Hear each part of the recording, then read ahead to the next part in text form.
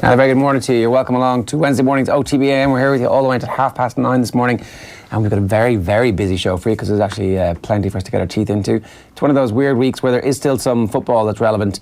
And believe it or not, there's some rugby going on that's also relevant. And then actually the Women's World Cup starts. So there's loads of football over the course of the rest of the summer. And there is then pretty much nothing else but GAA. A long, hot summer of GAA and disappointing hurling to look forward to. Well, yeah, I would take a long, hot summer of exciting Gaelic football any summer that there's not a men's World Cup on. We've got the Women's World Cup, obviously, as well. So, you're looking at a year now where you've got two championships which are currently going to be at loggerheads with one another, which we seem to be in the middle of. Hurling versus football. As soon as football got good, the trenches were dug, we got into the battle, people went head to head over which code is the best. It tends to happen around, and this is why I bring up the Women's World Cup, around the World Cup year, because it'll be this sort of situation where people start comparing the foreign game to our own game then as well. This reached its peak around 2014 during that World Cup, which a lot of people will say wasn't the most exciting, but it was an outstanding hurling championship. And the discourse around, sure, you can take your World Cup and shove it up wherever, and was at its peak, I think, at that moment. What was so bad? Was the World Cup was crap, was it? No, I just think it was the hurling was outstanding. In 2014? Yeah. Jeez, I can't remember what happened. The 2014 final, for example, was the Hawkeye final, wasn't it? Oh, Tip and Kilkenny. Yeah. Okay. And you had a couple of classic games all during the summer. To be honest with you, it's a bad sign that I can actually just remember the tweets rather than the actual hurling championship itself. Yeah. You were away. You had a good time? I did. I had a very good time. Yeah. All is well here, is it? You're compos mentis, are you? I am compos mentis. I've picked up a bit of a flu, but I think that's more to do with the Irish weather. The cold weather in Barcelona. Well, yeah, I think to be fair, I actually did get drenched here over the last couple of days, so that was a very bad idea and very much self-inflicted by standing out in the rain. Yeah, you were at Primavera, everybody raves about it. Was it good? It was outstanding. Was it as really, good as really you good. wanted it to be? Was it everything you thought? Was it everything? Did it live up to my hopes and expectations? Like this year's football championship? Absolutely it did. The biggest collection of hipsters known to mankind, I will say, but all for positive reasons. No camping though, you go home every night. It's a city centre festival. Yeah, which I was actually kind of happy with, which kind of shows that I've made that graduation into almost old age at this point, where I'm like, actually, you know what, I'm delighted to be able to go and actually sleep in a bed. But if you'd asked me that about 5 years ago, I'd be like, that's terrible. The tent is the best part. Yeah, not really. That's great. It's not. I've realised that actually it's 100% not the best part. No air conditioning, no queuing up to brush your teeth, come on. There's nothing wrong with queuing up to brush your teeth. There is, it's terrible. I'm not sort of sure what position I'd be in to actually come here this morning if we didn't actually have our own accommodation. So you're lucky for that. Yeah. Oh yeah, we're delighted. And how's your training going? Oh yeah, that has fallen off a cliff substantially. How's yours going? Yeah, pretty good. Yeah. Did you go to training last week? No, I was no. You went to the Champions League final instead? I did.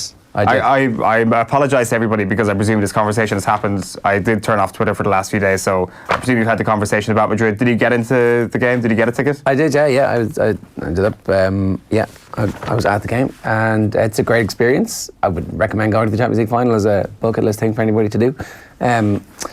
The atmosphere was mad, weird, because Liverpool scored first, and the Liverpool fans got nervous almost immediately. They were celebrating for about 5 to 7 minutes, and then how is this going to go wrong? Crept into their thinking, and then it was knife edge from them for the rest of the time, but they didn't really get behind the team. Spurs fans were amazing, absolutely amazing, behind, chanting, singing the whole time. There was a bit of the bang of the Ireland fans after we got beaten in the Euros that time. For the second time. Humiliated at the Euros for the second time. Because I'm just not sure Spurs are going to make it back. I just Really? Don't think so. I think that loads of these teams, because they haven't invested in their squad, there's a good chance some of their top players leave. I'm just not sure Spurs are going to make it back from losing a Champions League final. Everybody else around Europe is going to get much better. Real Madrid won't be as crap again. Barcelona, you would assume some of their signings will start to have an impact. Everybody in England is going to get better to some degree, and I'm just not sure. Man City will be much better if they're in the competition. But Tottenham have a shiny new stadium, Ger.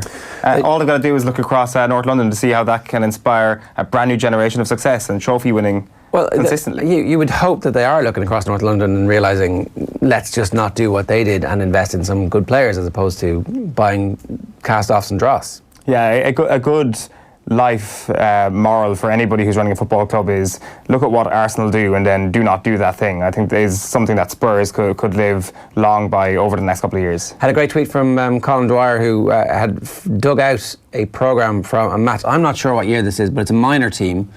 Leinster minor football champ at off the ball, some full forward line at Katie, Cavan 77. Whatever happened to number 15? So if you're listening to us on the radio this morning and you can't see this, number 13 is Jim Galvin from Round Towers, who goes on to have a brilliant career and is part of a very influential backroom team at various stages.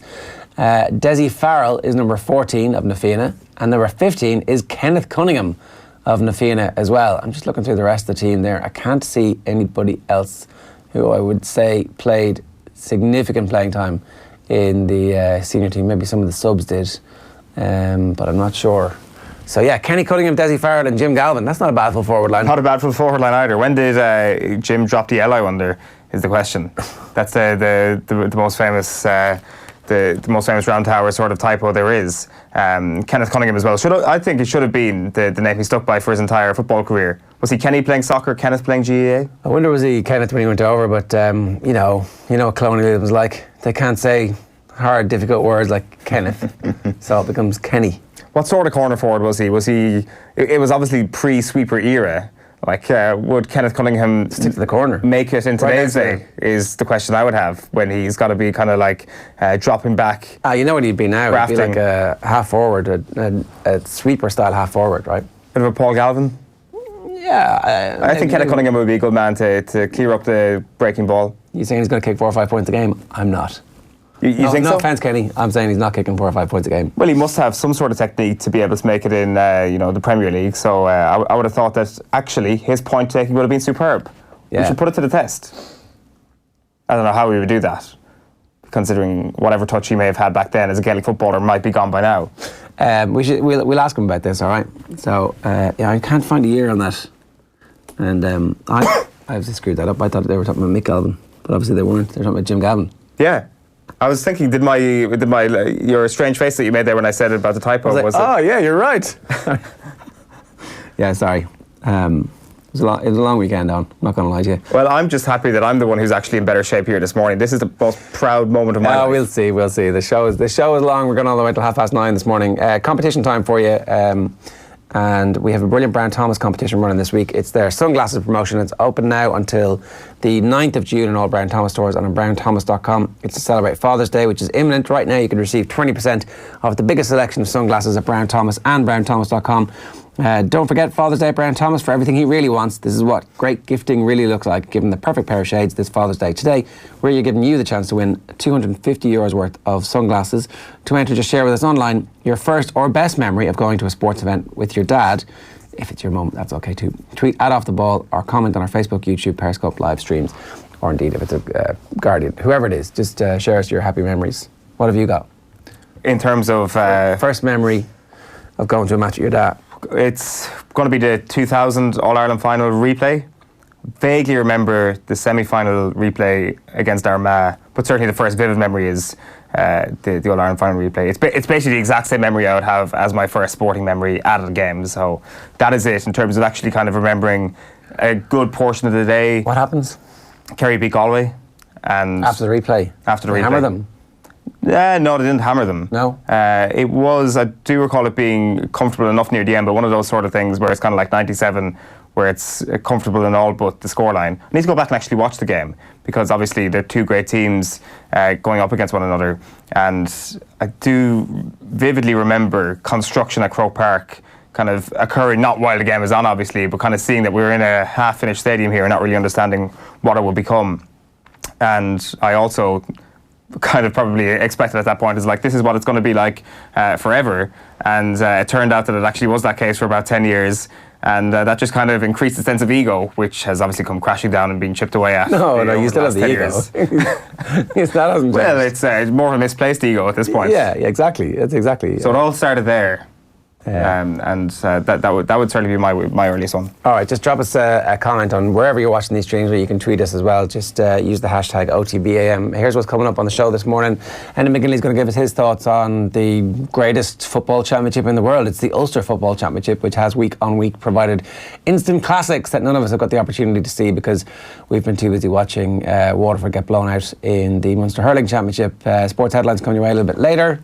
We're going to get the thoughts of Alan Quinlan on a pretty amazing win for the Irish under-20s who annihilated England last night. England, a man sent off, rightfully so, and Ireland cruised out, scoring 6 tries in the process. A bit of a topsy-turvy game before that, though.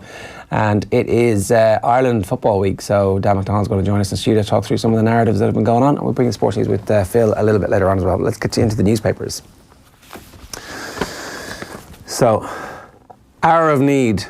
Hoor of Need is really, because his name is Hoorhin, so, I mean, don't have to sub-edit to sort that out. Well, his name is actually Hourhan.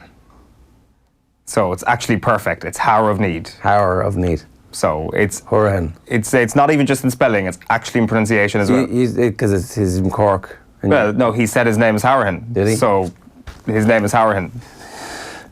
It's funnier if it's Hoor of Need, though, right? It's way funnier. It's way funnier. Like, you kind of realise it as you were saying it. Taylor can be trilogy star like Leonard and Duran. Katie Taylor and Delphine Pursuit could make the first major women's boxing trilogy, according to Jerry Cooney. And bigging up Scots would be best ever. Stephen Reid reckons helping Scotland back to the big stage as a coach, with top starring at the World Cup as a player. So Stephen Reid, obviously part of the new backroom team with Steve Clarke at Scotland. They should just go with like a cute hooer headline at some point. Just roll with that. Roll with the traditional pronunciation or the more common pronunciation of hooer. They're working harder on table tennis table than they do in training. That is Conor Harran as well, pictured at the front of the Irish Examiner sports section. He's bemoaning the mindset of young modern day footballers. Also in the Irish Examiner sports section, nothing to hide, Ireland captain Katie McCabe on her relationship, and Sexton confident but Bo has World Cup concerns. A couple of pieces in terms of media commitments over the last couple of days on the World Cup, and Graham Rowntree deal a step in the right direction for Munster. Yeah, we get Alan Quinlan's thoughts on the Graham Rowntree appointment a little bit later on, and it is understrength All-Ireland champs between a rock and a hard place. Ooh, someone's trying to build up a bit of drama about Dublin's processional march towards victory after Kerry not very good in the second half last week. We might just cancel the power rankings. Just update. Have you done them? While you were away, you were thinking about, like, you know, it's what, 1:45 and the last band is just about to come on, or the last piece of EDM for the evening.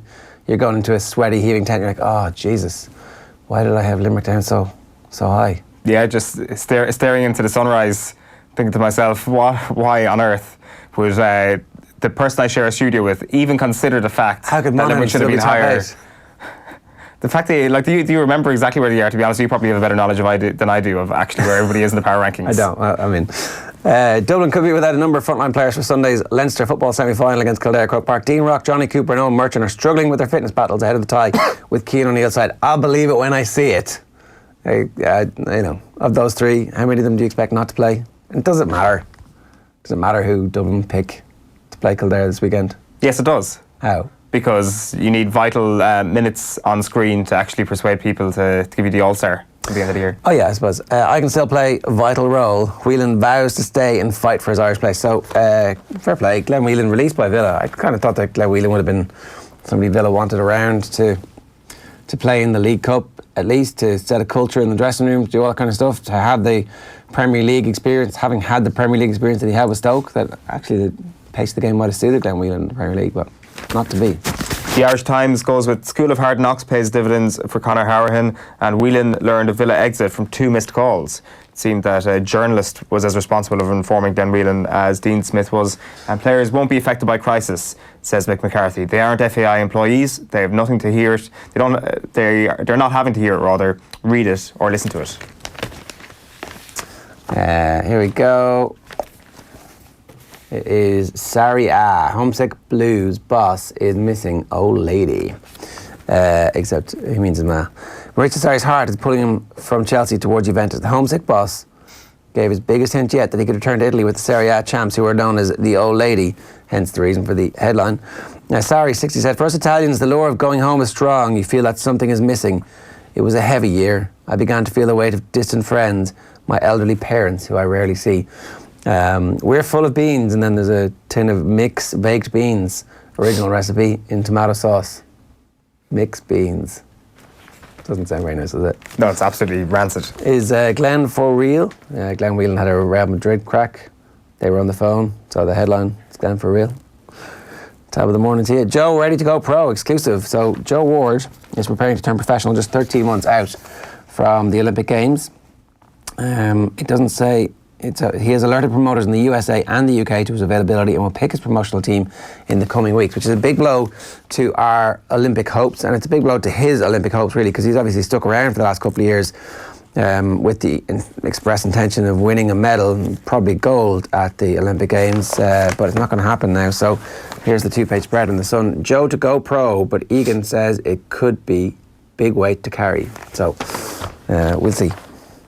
The Herald goes with Whelan focus on Irish career. Glenn won't take up Turkish offer on McCarthy's advice. That was one of the other lines yesterday, that Glenn Whelan was offered money from Turkey and from Major League Soccer, but it looks like he's going to stay in England. You've also got a picture there of Stuart Moore playing for Ireland yesterday as they beat England 42-26 in Santa Fe in the World Cup. Glenn Whelan in the MLS would be a brilliant novel Irish story. Just sort of going over there and actually, I guess, playing some sense into the players, saying this is how you do it. If you really want to make it, if you want to actually get that big money move over to the UK, cross the Atlantic Ocean, you got to get through me first. He's like a mid-level boss in a video game, Glenn Whelan, if you went to the MLS.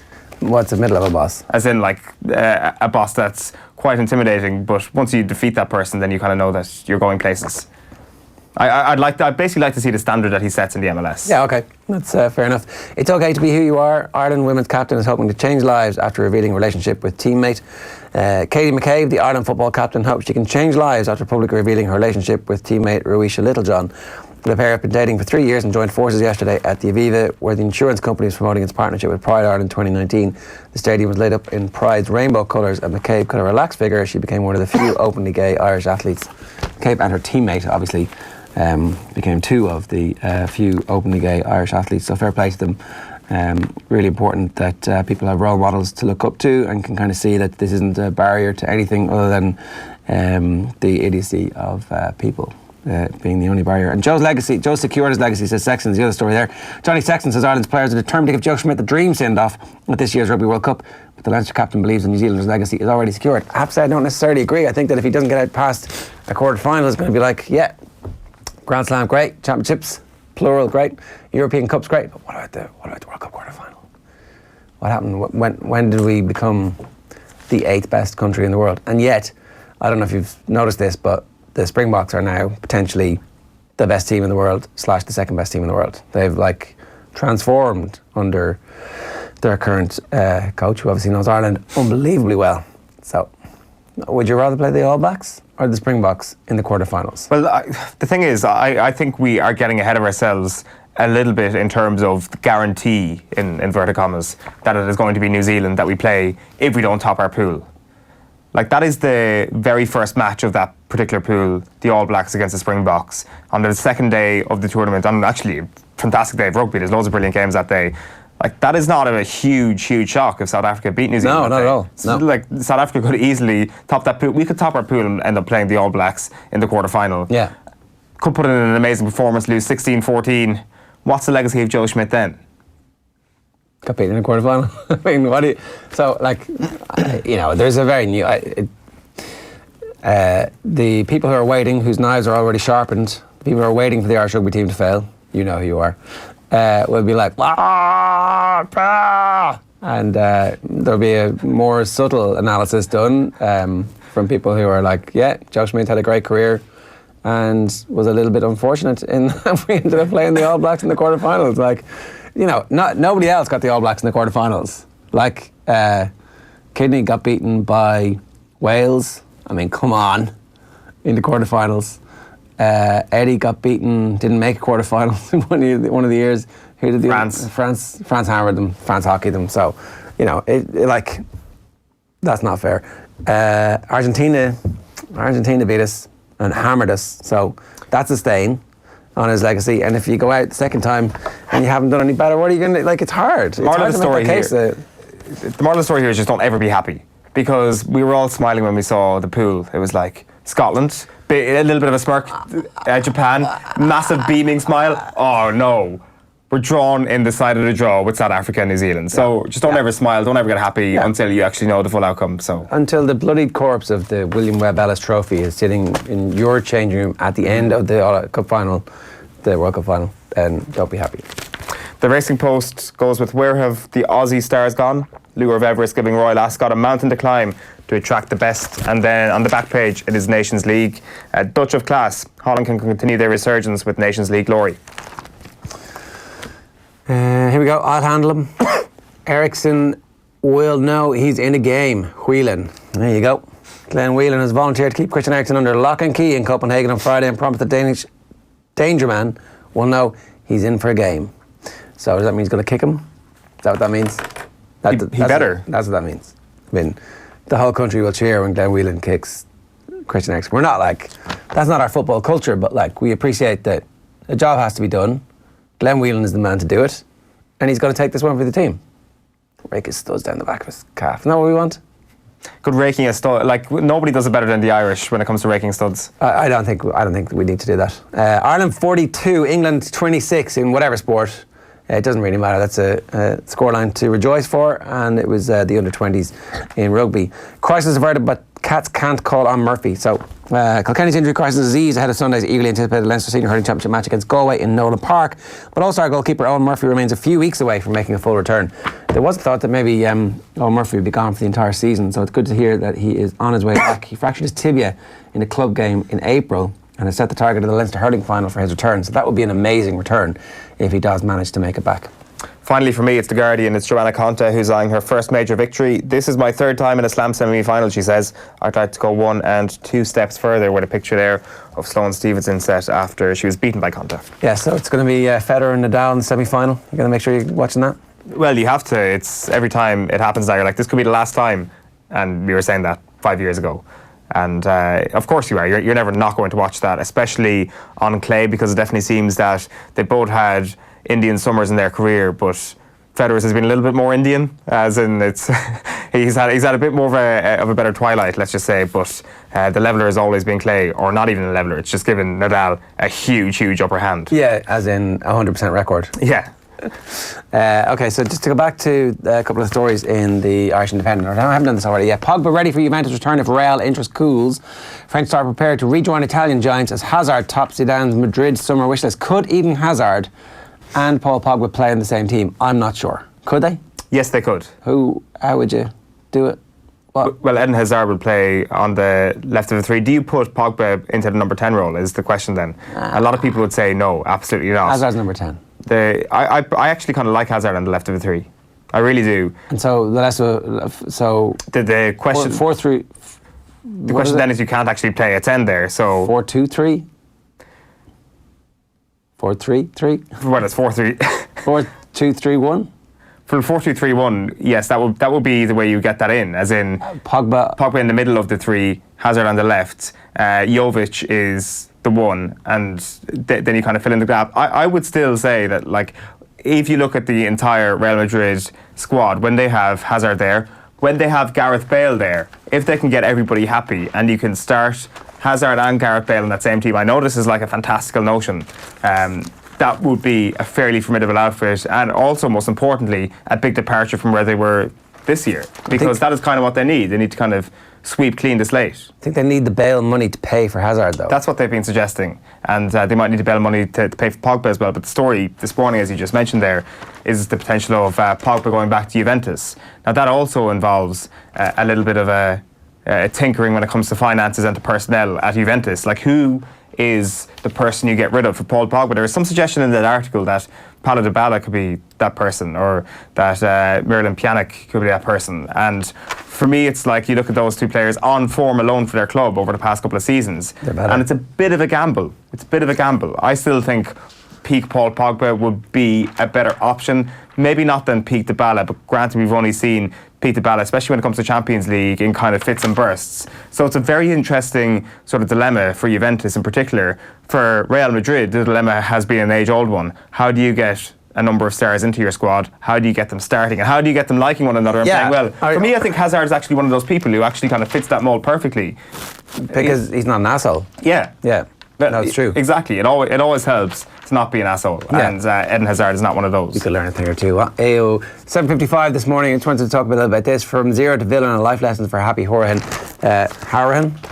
Harahan. He's been he's in the back pages of all newspapers because obviously he did a press conference and he was talking about his own circuitous route to play in the Premier League. I hadn't realised it because I hadn't thought about it before, but he's never played in the Premier League. He's had that kind of not unusual Irish situation where he is a late bloomer in terms of finally making it. You know, you look at Keith Andrews' career, he was around about the same age that he makes the Premier League for the very first time and comes from fairly similar lower divisions, working his way steadily up, becoming club captain at an early age as well. Seems to have had an important impact. Harahan is 28, played for Plymouth, and ends up at various different stages. Keane was involved with Roy Keane, but didn't seem to get on with Keane. And then Peter Reid actually gave him a lifeline, and that seems to be the thing that gets him to the point where he's now, at 28, looking at the younger players who are in the academy and going, I wasted my time, you're wasting your time. The quote from the spend more time playing table tennis on the front of the Examiner this morning is literally that they'll come in, they'll do their 2 hours, they'll look at the senior players outside doing extra practice after practice, and they'll play table tennis with each other, and then they'll go home and play FIFA for the afternoon. And he's like, I mean, you know, he was kind of very concerned when his apprenticeship was up, the 2 years, that he was going to get sent home and that it would be a failure for him and his family. So, you know, we need these stories to get out there, and we need them to be injected into the Ireland under 20s in Toulon at the moment, like having somebody like that around. And I think that's the benefit of having somebody like Keith Andrews in Toulon saying, you can play FIFA for 4 hours this afternoon and be the best FIFA player in the world, and maybe if you're really good like David Myler, you might get lots of money out of it, but chances are you're not going to be David Myler at FIFA, and you're not going to make it playing football if you're that good. So I think these stories are important. Yeah, for sure. And it's encouraging that he kind of like talks about the way he actually needed to change his attitude a tiny bit when he was down there and when he was in the Last Chance Saloon, and that he managed to make that shift, that it is possible. It's not this thing that you're born with, that it's a good attitude or a bad attitude. You can work on an attitude and make yourself better in that regard. Coaches can work with kids in that regard and make them have a better attitude. So it's one of those things that is very fixable, and it's one of those gains that is actually quite a big game, because you can work on a vast array of different young people and improve them when it comes to their mentality. And as you say, someone like Keith Andrews would be well placed to say it. It also comes back to the whole Glenn Whelan thing. Like Aston Villa as a club, when it comes to the moulding of youngsters into great young characters, would it not be good to have a wise old head like Glenn Whelan there to actually say, you know what, football can be pretty tough sometimes. Even when you're playing the Premier League week in, week out, you can still get castigated while you're wearing your national jersey, for example. Yeah. Not using Glenn Whelan's situation just in specific cases there, but like I think that comes back to that a little bit, that those sort of people who've been around the block in a very tough manner can pass down so much wisdom. No, I would agree. Definitely worth keeping them around. So I'm just going to show you this, because this is the Kerry team from the day that Eoin was talking about. Kerry 17, Galway 110 was the score in the replay in 2000. Declan O'Keefe in goals, Seamus Moynihan fullback, Mike Hassett, Mike McCarthy. That's not a bad full back line, is it? No, not bad whatsoever. Mike McCarthy is left cornerback, Mike Hassett right cornerback, Seamus Moynihan fullback. Eamon Fitzmaurice centre back, kicked a point. Tom Sullivan, not a bad half back line. Dara O'Shea, Donald Daly from midfield, Aidan McGarrett, Liam Hassett, Noel Kennelly. Is he Tyke's brother? Yeah. Johnny Crowley, Darrell Caneja and Mike Frank Russell. A brilliant full forward line as well. Yeah, like the thing there, Seamus Moynihan at full back, people would say that particular jersey has never been filled since that era, and he was captain that year as well, Seamus Moynihan in 2000. So definitely remember that. Definitely remember the going to see Sam, I think 3 or 4 times around the county at that point. Did you, yeah? It's like those really middle-aged men who go to see U2 on their tour all around the world, and they'd be like, yeah, I went to 4 continents to see them. That was basically me and my family. Yeah, we've been to 4 different basketball halls to see Sam Maguire this Did September. you get your picture taken with each Yeah, there's ones with me and Paddy, a couple with me and Morris, and I think I have like a notebook at home with all the autographs scrawled. You could probably decipher 2 of them out of the 23 odd names that I got scrawled when they went down to Carsavine one particular night. So See, it's much better now. They just have to stand there and get the flash in their eyes for the selfies. exactly, you can celebrate as hard as you want. You don't have to put pen to paper anymore, which is You get your picture taken. well, there is that, and there is also the circulation of said paper. Yeah. So I don't know. I don't know what's a better situation. I kind of like the fact that they actually crafted their signature on a piece of paper. This is just a reminder about Father's Day at Brown Thomas. For everything he really wants is what great gifting really looks like. Give him the perfect pair of shades this Father's Day. And today we're giving you the chance to win €250 pair of sunglasses. To enter, share with us online your first or best memory of going to a sports event with your dad. Tweet @OffTheBall or comment on our Facebook, YouTube, Periscope live streams. We're going to talk. Oh, there was a couple of online things we wanted to get to go for it quickly, yeah. Wednesday morning. The one thing that kind of stuck out to us, which I'm sure some people might have missed, but for anybody who did see it on Twitter, @Mallow News tweeted this yesterday after Shane Ross's fantastic performance at Dublin Airport. Can we just get Shane Ross photoshopped into all of history's biggest events? And Twitter responded, and they responded in an amazing fashion. Derek Kilkelly here, putting him into the most famous Oscar selfie of all time. Patrick Flynn said this. Shane Ross there staying afloat nicely using that wooden plank. I'm not sure what actually happened to him in that particular situation.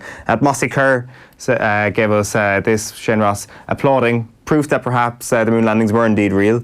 And Alex Walsh put him in this situation. The only one smiling, the only one managing to put things on a lighter note than they already were that night after Bin Laden was killed. And Martin O'Sullivan said this, treble winner Shane Ross there, putting his head in the mix. A couple of other stories that weren't in the newspapers this morning. One of them is around Cristiano Ronaldo. We have this headline to bring you from Bloomberg. The rape case against Ronaldo has been dropped, the one that came up last year.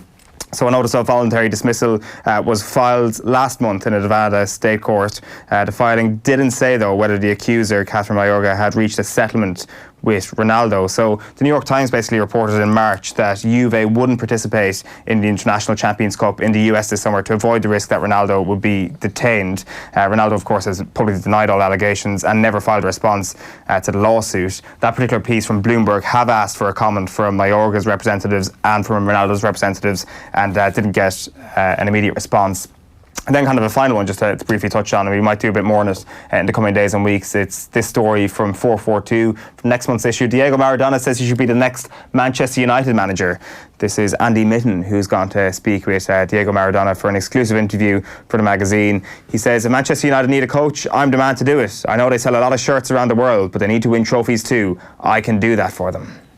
I mean, it would be fun. It's the type of thing Ed Woodward's going to go, wow! Now get me Maradona right now. Get him on the plane quick.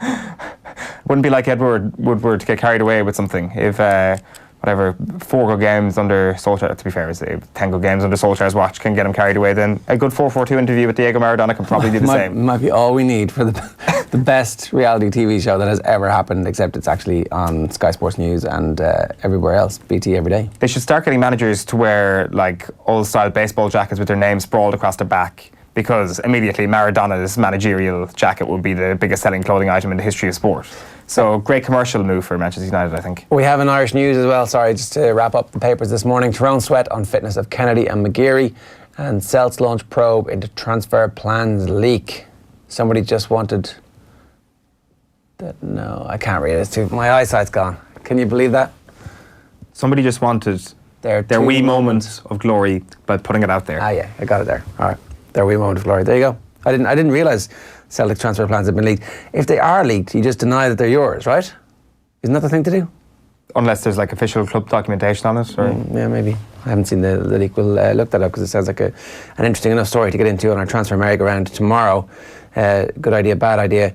Now, let's move on. We're going to talk Gaelic football in a minute with Enda McGinley. Here we are talking hurling though. It's Paul Flynn on Off the Ball last night saying about Waterford's latest defeat in the Munster Hurling Championship, saying that he believes the team have shown little or no sign that they're learning from past mistakes.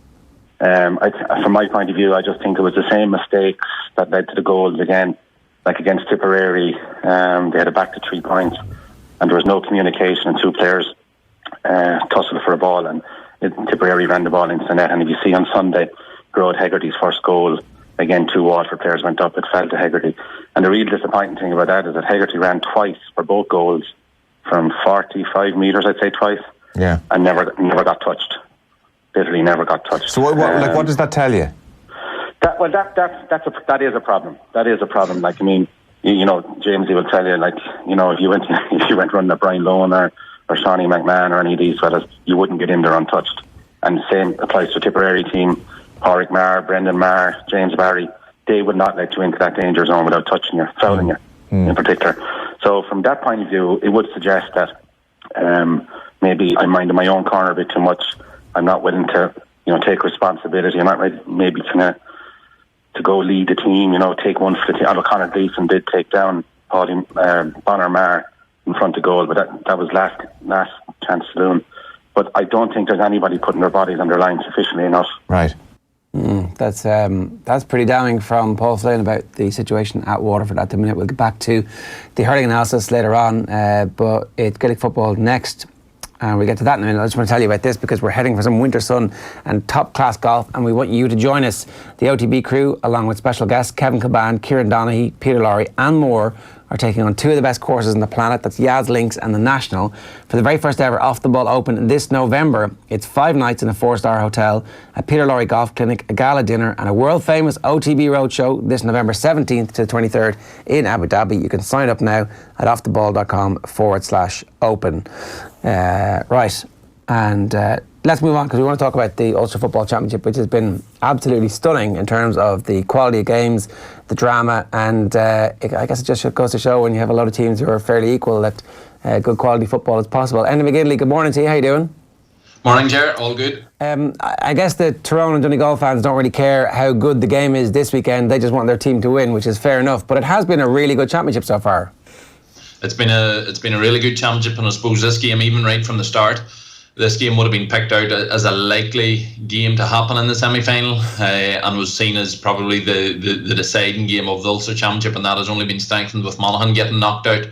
In previous years, this game has been built up to a huge extent. I remember travelling to Clonus for an Ulster final for this game, and people thinking it could be an absolute classic, and it always could be.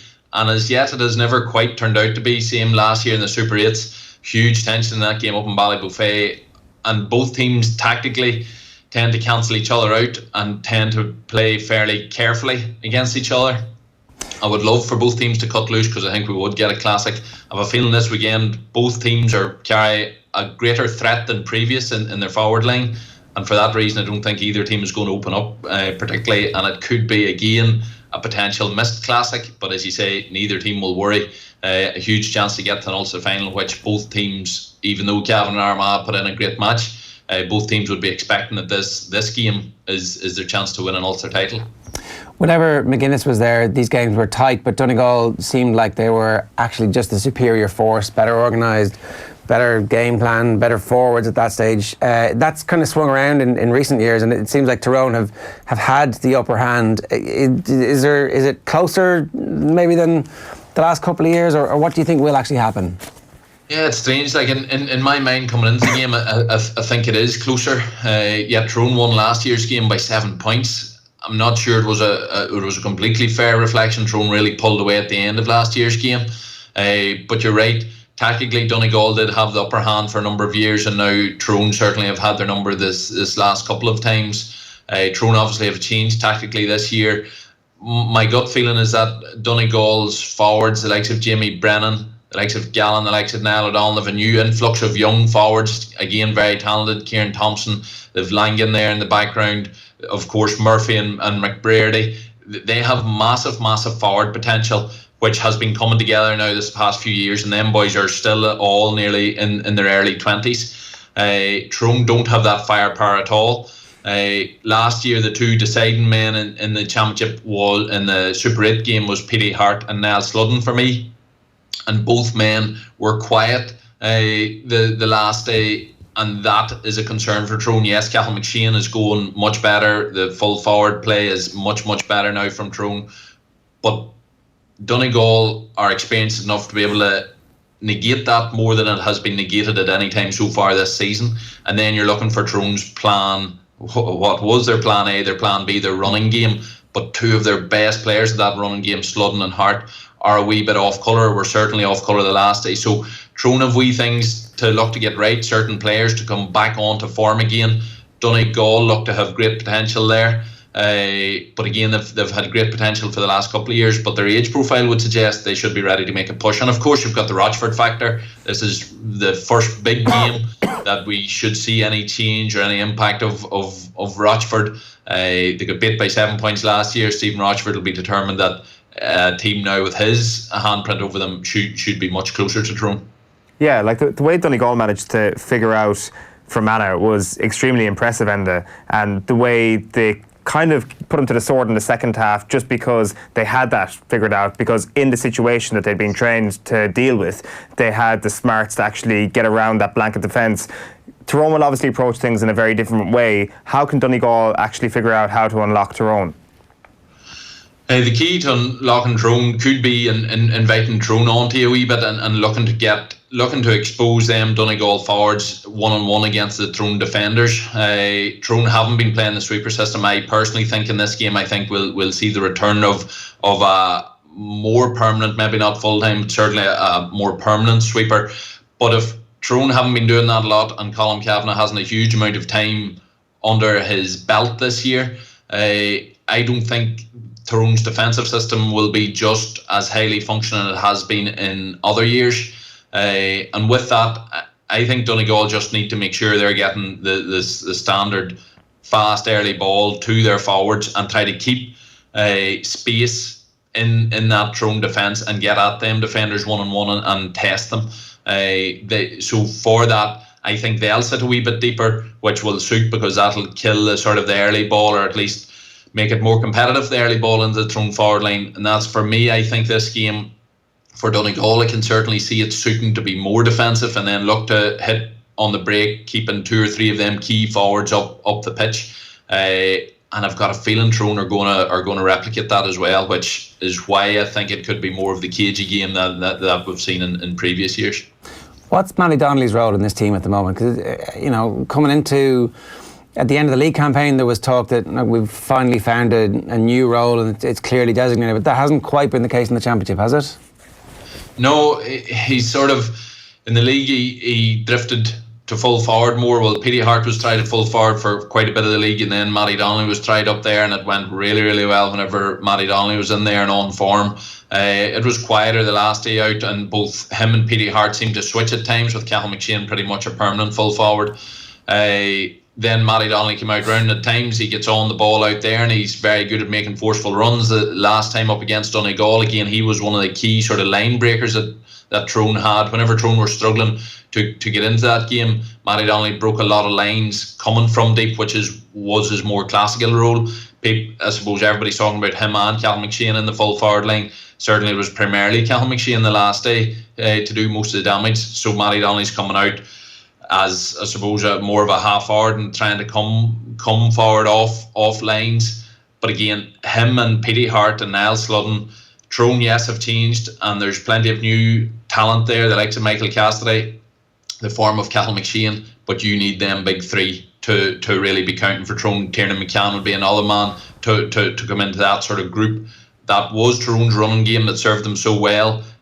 They've moved away from that because they've been really focusing on the full forward thing. I think this weekend against Donegal, that full forward line tactic will be less productive than it has been in the past. So they will need their other options, their older options, to start coming back into the fore again. So what would you expect Matty Donnelly to do this weekend then?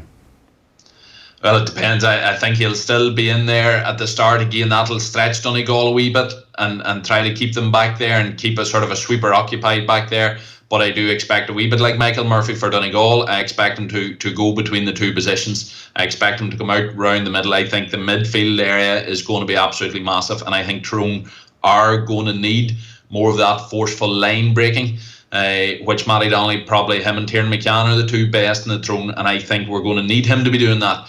If Donegal aren't playing particularly defensive, then I would keep him more up the pitch, because he was extremely effective in that role again in the league. Donegal obviously have Neil McGee.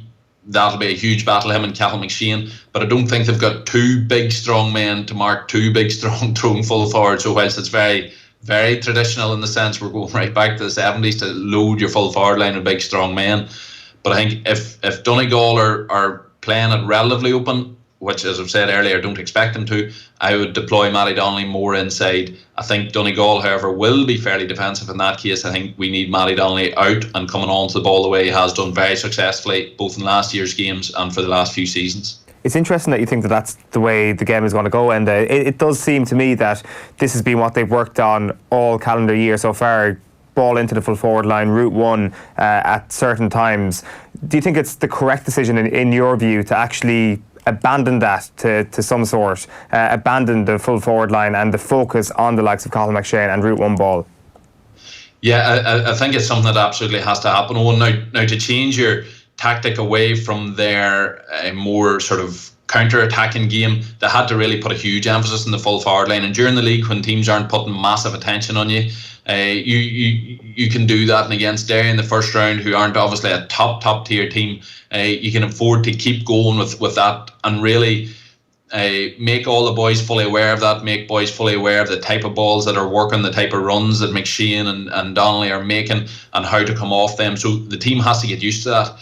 But no team would win in Ireland with a basic tactic of just humping it into the full forward line, no matter how good that full forward line is.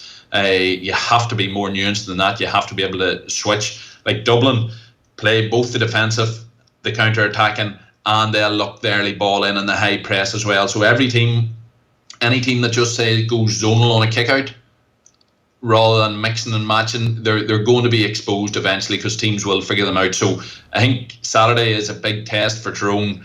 They've definitely shown they've got a new style.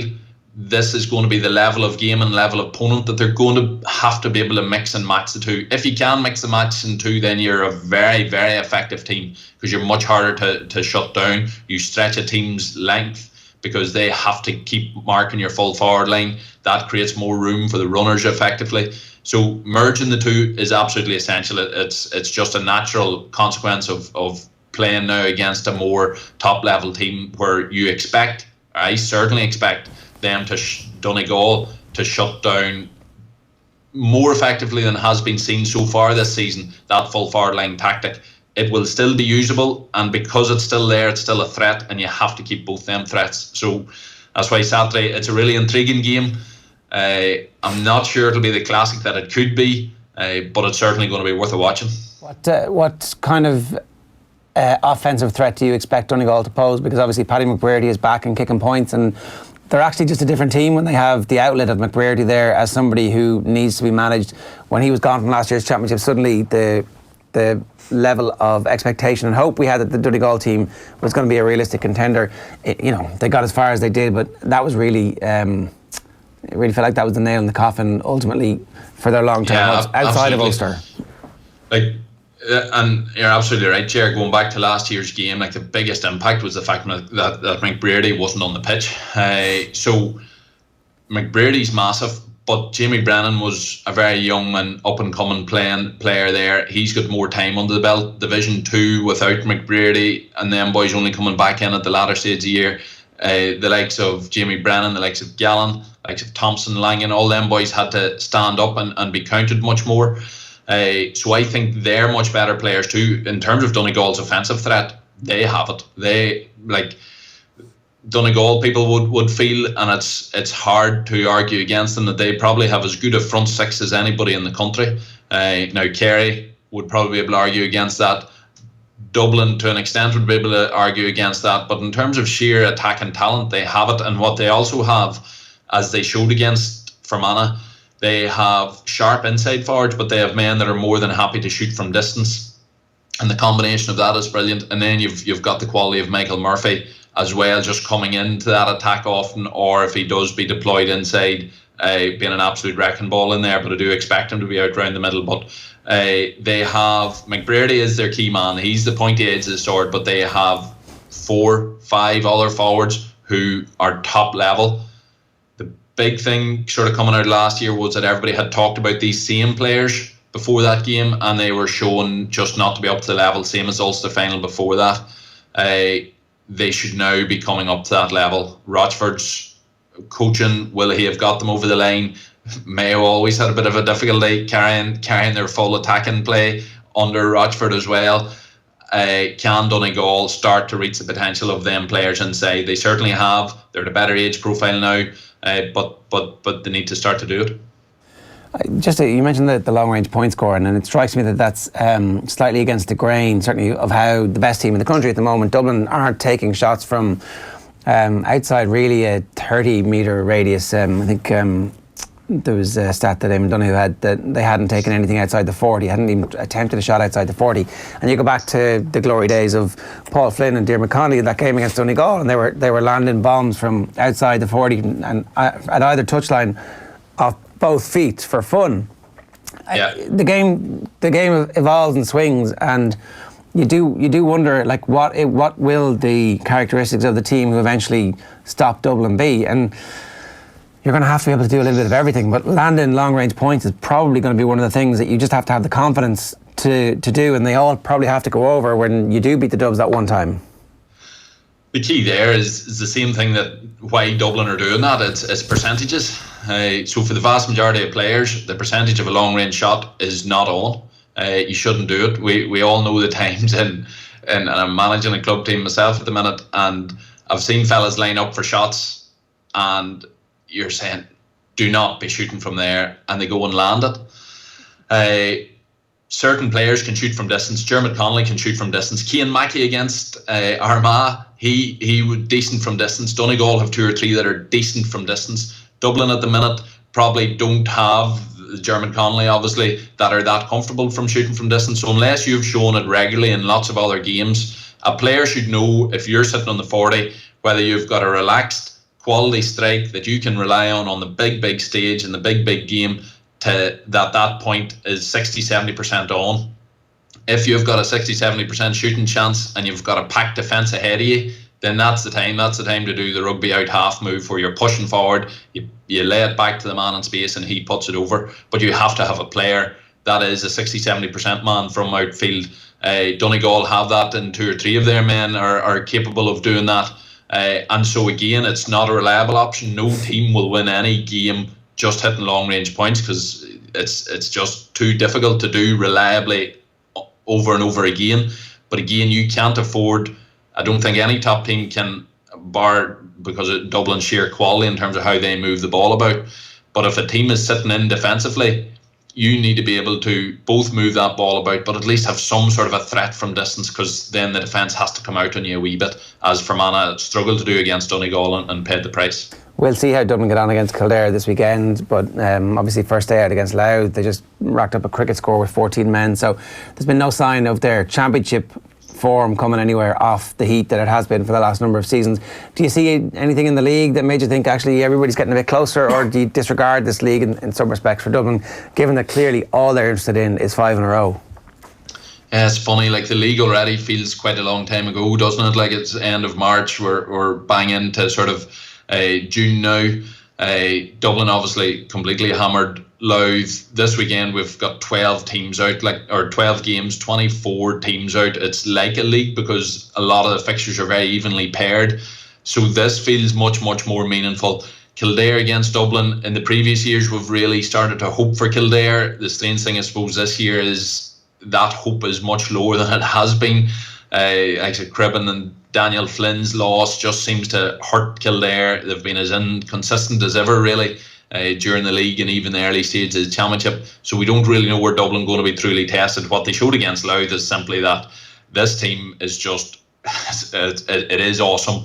They aren't going to have dropped their guard at all, really. By the looks of things, you'd have to say that if Kildare were the one team we're always hoping to catch them in Leinster, they appear further off the mark. Maybe they can come out of nowhere this year when there's no pressure on them, possibly. You certainly do. It would be one of the shocks. It would be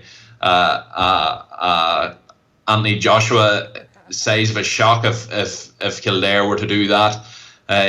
Meath and Laois, Meath are exciting in Leinster. You're hoping the tradition, certainly anybody would hope that Meath are coming back to their big days again. There's signs there. Are they going to really be at Dublin's level? It's hard to see. So Dublin look as if they're going to take Leinster easier than ever, and then they're into the Super 8 when we'll only then start to see what level they're truly at. I've got a feeling they're going to be absolutely fine. I'm not overly concerned about Dublin. Yeah. If you were a player in that Kildare camp, would you be delighted to hear Cian O'Neill coming out saying we're going to beat the Dubs? Would you cringe or would you be delighted? It's hard to know. Like you're fair play to him for coming out, yes, but we've seen very little evidence that they are likely to do that. Maybe he knows something that we don't. Certainly they started to hit form. Some of their main forwards have started to come back. They had a lot of injuries during the league, so the pressure is off them, and maybe him being bullish like that, maybe the team will sense, well, the pressure's off us, and you know what, we do have a chance. We're actually not as bad as what we have made ourselves look earlier this year. And if that's the case, then maybe they can catch Dublin cold, because Dublin certainly haven't done an awful lot in the league, and in their first round of the championship, they haven't been in particularly competitive games where they have produced a level of performance. But old habits die hard, and I can't see Dublin being caught at all. Yeah, me neither. Enda, good stuff. Thanks a million for joining us. All right, man. Enda McGinley, give us some thoughts there at the weekends. What did you think when you saw Cian O'Neill saying that? I thought fair play to him, because he's got as good an idea as anybody else as to how difficult it is to come up against Dublin. That not only do you expect, well, from our standpoint, for Dublin to hammer Kildare, when you're actually at the coalface and when you actually know how tough it is to prepare an inter-county team and to get them to a decent enough level, which is competing around Division 2, or in last year's case with Kildare being in the Super 8s, being in Division 1 at the start of the year, that to actually go out and say that afterwards, knowing how difficult it is then to get to Dublin's level, the nigh on impossible. Yeah. You've just got to applaud the man for saying it, because it is quite out there. Are you trolling now, or is this something you actually believe? I don't for one second believe that he's correct. I think I don't think they will be able to compete with Dublin. But do you think his players believe it? Because if you kind of have to almost trick yourself into believing that there might be a contest for 40, 50 minutes, because that is the best you can hope for against Dublin when you're at that level. Not good enough. Not good enough. You've got to have a plan. This is like, so remember the famous scene that we've never seen but everybody's banged on about, when Donegal get through, Jim McGuinness walks into the changing room after the Ulster final? Was it an Ulster final? It was, because it was a quarter final or whatever, maybe the last round of the qualifiers, and slams down the book on the table and goes, "This is how we're going to beat Dublin. I've been working on it for months." Now, if Cian O'Neill has had a plan that he's got in operation for the last 12 months, would you tell everybody? Or would you try and have as much stealth as possible? You probably would have to try and have as much stealth as possible. I don't really believe... Because the Dubs read everything. Yeah, we know this. We know that. We know they're obsessed with the coverage of them. We know that. You know that Jim Cavan, according to the minor programme, has read that and gone, I mean, you're making it a bit easier for me here, Cian. I'll push that in front of my players and go, they don't take games lightly anyway. No. So whatever hope you had of them taking you lightly is gone. Yeah, I think there's a certain amount of validity in your argument, and I definitely don't think it's so much a joker up the sleeve of Cian O'Neill here, where there is this ridiculously out there plan, because football has developed so much in the past couple of years that there isn't so much more out there that we haven't yet seen. And what we do know as well, I don't think this is that hot a take at all. In fact, I think it's correct that Kildare just aren't as strong as they were last year. They're a weaker team than they were last year. So it all points to the fact that this isn't going to happen. But I admire him for saying it, because it is, given the evidence we have, sort of a ridiculous thing to say.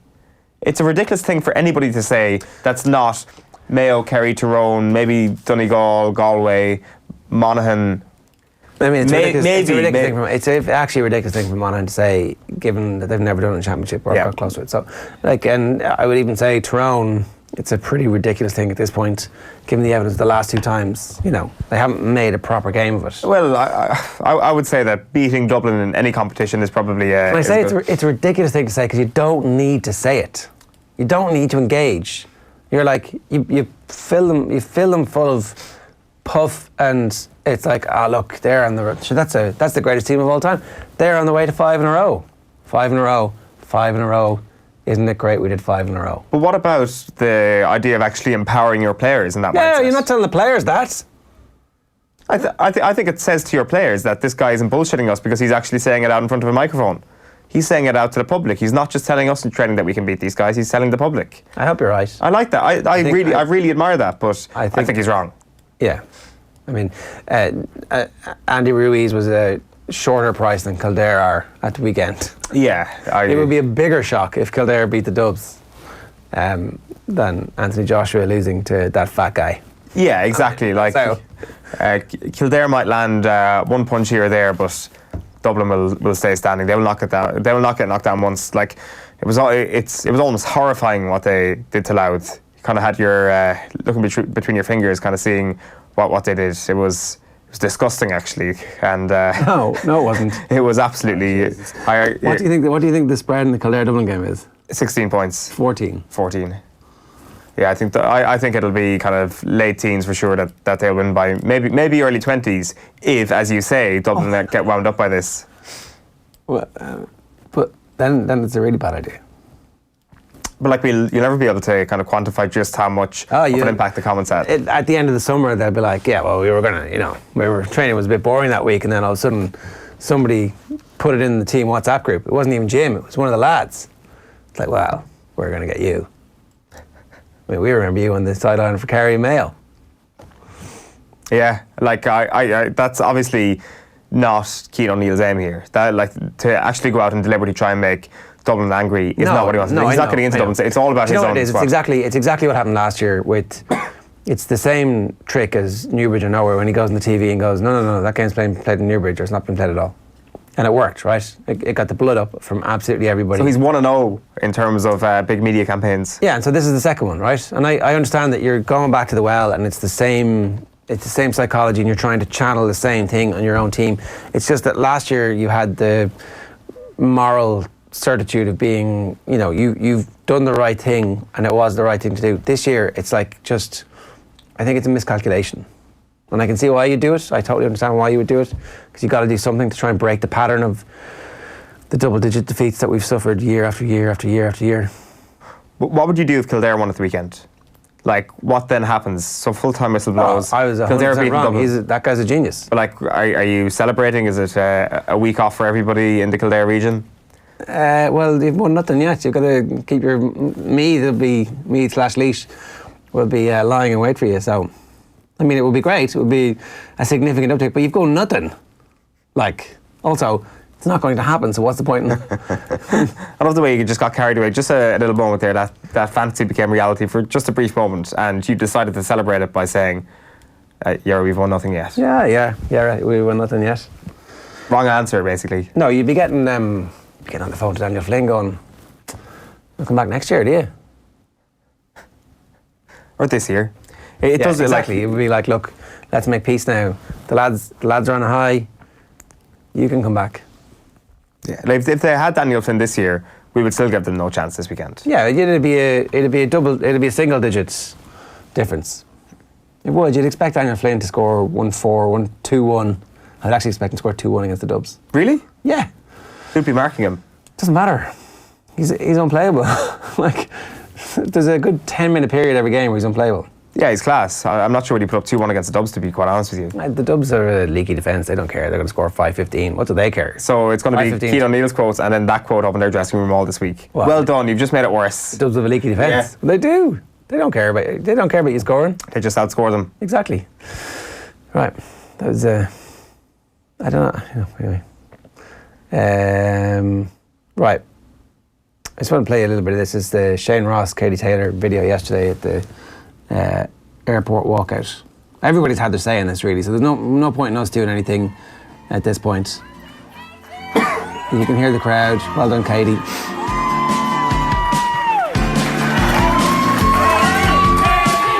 amazing how he moves with it, isn't it? It's like a ballet. It's remarkable shadowing. It's kind of like a full body puppet, where he's using both his hands and his arms to move her almost. Yeah, with like wearing a horse, those horse costumes that people have for running the marathon in. Yes, that was the official video from Dublin Airport, which did a great job of showing Shane Ross. Very successful day for Shane Ross. I think he likes the crap that he's getting. I think he loves the memes. That's why I feel like no platforming Shane Ross is the right thing to do. That we should, as a country, now decide to no platform him and not talk about him, not ridicule him, because do his constituents think that's a bad thing, or are they going, "Oh, good man, Shane's. It's a great stroke you pulled there. Can't have a Garda station." Yeah, it's definitely as close as I've ever come to projectile vomiting at a mobile device yesterday when I saw that pop up on the Twitter feed. Maybe he does think it's a masterstroke. Maybe he does think it's just being there is all that matters. Just that face, the picture, or maybe he kind of views it in a very one-dimensional way. He's like, I'm going to be on the front of all the newspapers tomorrow. The only thing worse than being talked about is not being talked about. Well, exactly. But I don't think he actually realised that there are also media where you can actually watch his attempts to get into the photos. My favourite one was actually her being interviewed on RTE News, when he just pops the head out behind. Then rings the family. I'm on TV. Did you see me on TV? I was there with Katie Taylor. So that's it was hilarious, obviously, but also extremely kind of grim if you actually think about it. That even Katie's mother was actually standing back, allowing her to have the limelight. Yeah, well, and there was a politician just, as we said, the other half of the horse. Andy Lee did a great piece of analysis on the fight, kind of round by round last night, and exactly how he felt, why he felt she had actually won the fight. I think he scored at 6-4, and says that there was no theft involved. I don't know enough about it to know exactly who's right or who's wrong and all that, but I do know that a rematch is on the cards. They should do it straight away. They should hype that up, and then they should have a trilogy to decide exactly what happens. They should build a trilogy in now, that irrespective of what happened in the second fight, the third fight will also happen. And then suddenly the next 6 months are taken up with this, and it catapults interest in the sport into a new level. Exactly.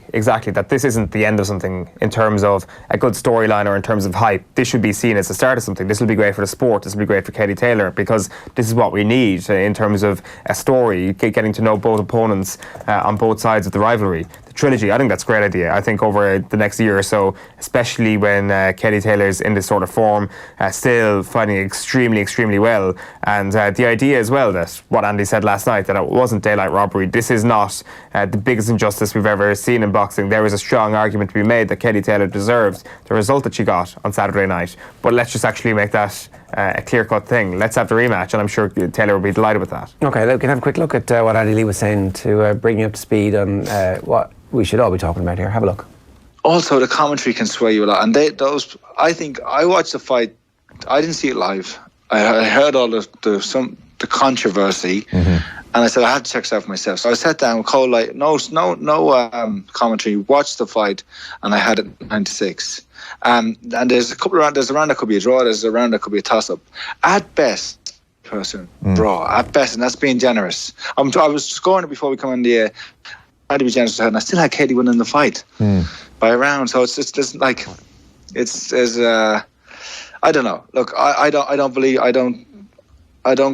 think people are getting carried away a little bit, and as well, why should people from Ireland be kind of taking pleasure in this, that she's gotten a gift decision? I know there's being fair and all that, and you have to be unbiased, but she's all.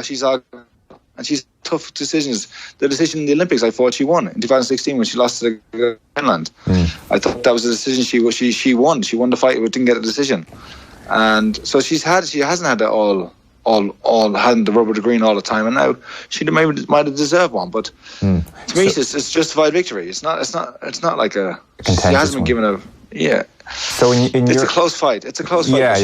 In my eyes. Yeah, it's Andy Lee being fairly definitive in his view on exactly what happened. Watch, as we said yesterday in the show, with the sound down. Time to turn to rugby. Alan Quinlan is here. Alan, how are you? Morning, Joe. So we went for the Ireland under 20s yesterday. It was looked dodgy at one point. But then... Yeah, they were 10-0 down, and it looked like that power and pressure. And I think some questions that were asked after Six Nations, could they back it up at the World Cup? And I know it's only one game, but this is massive for their belief. They're missing Harry Byrne, Scott Penny, guys who've really starred for Leinster and really exciting prospects and starred for Ireland at 20s. Harry Byrne is Ross Byrne's little brother, and apparently he's like everything is kind of a hybrid of Ross Byrne and Joey Carberry. We saw some of Scott Penny this year as well.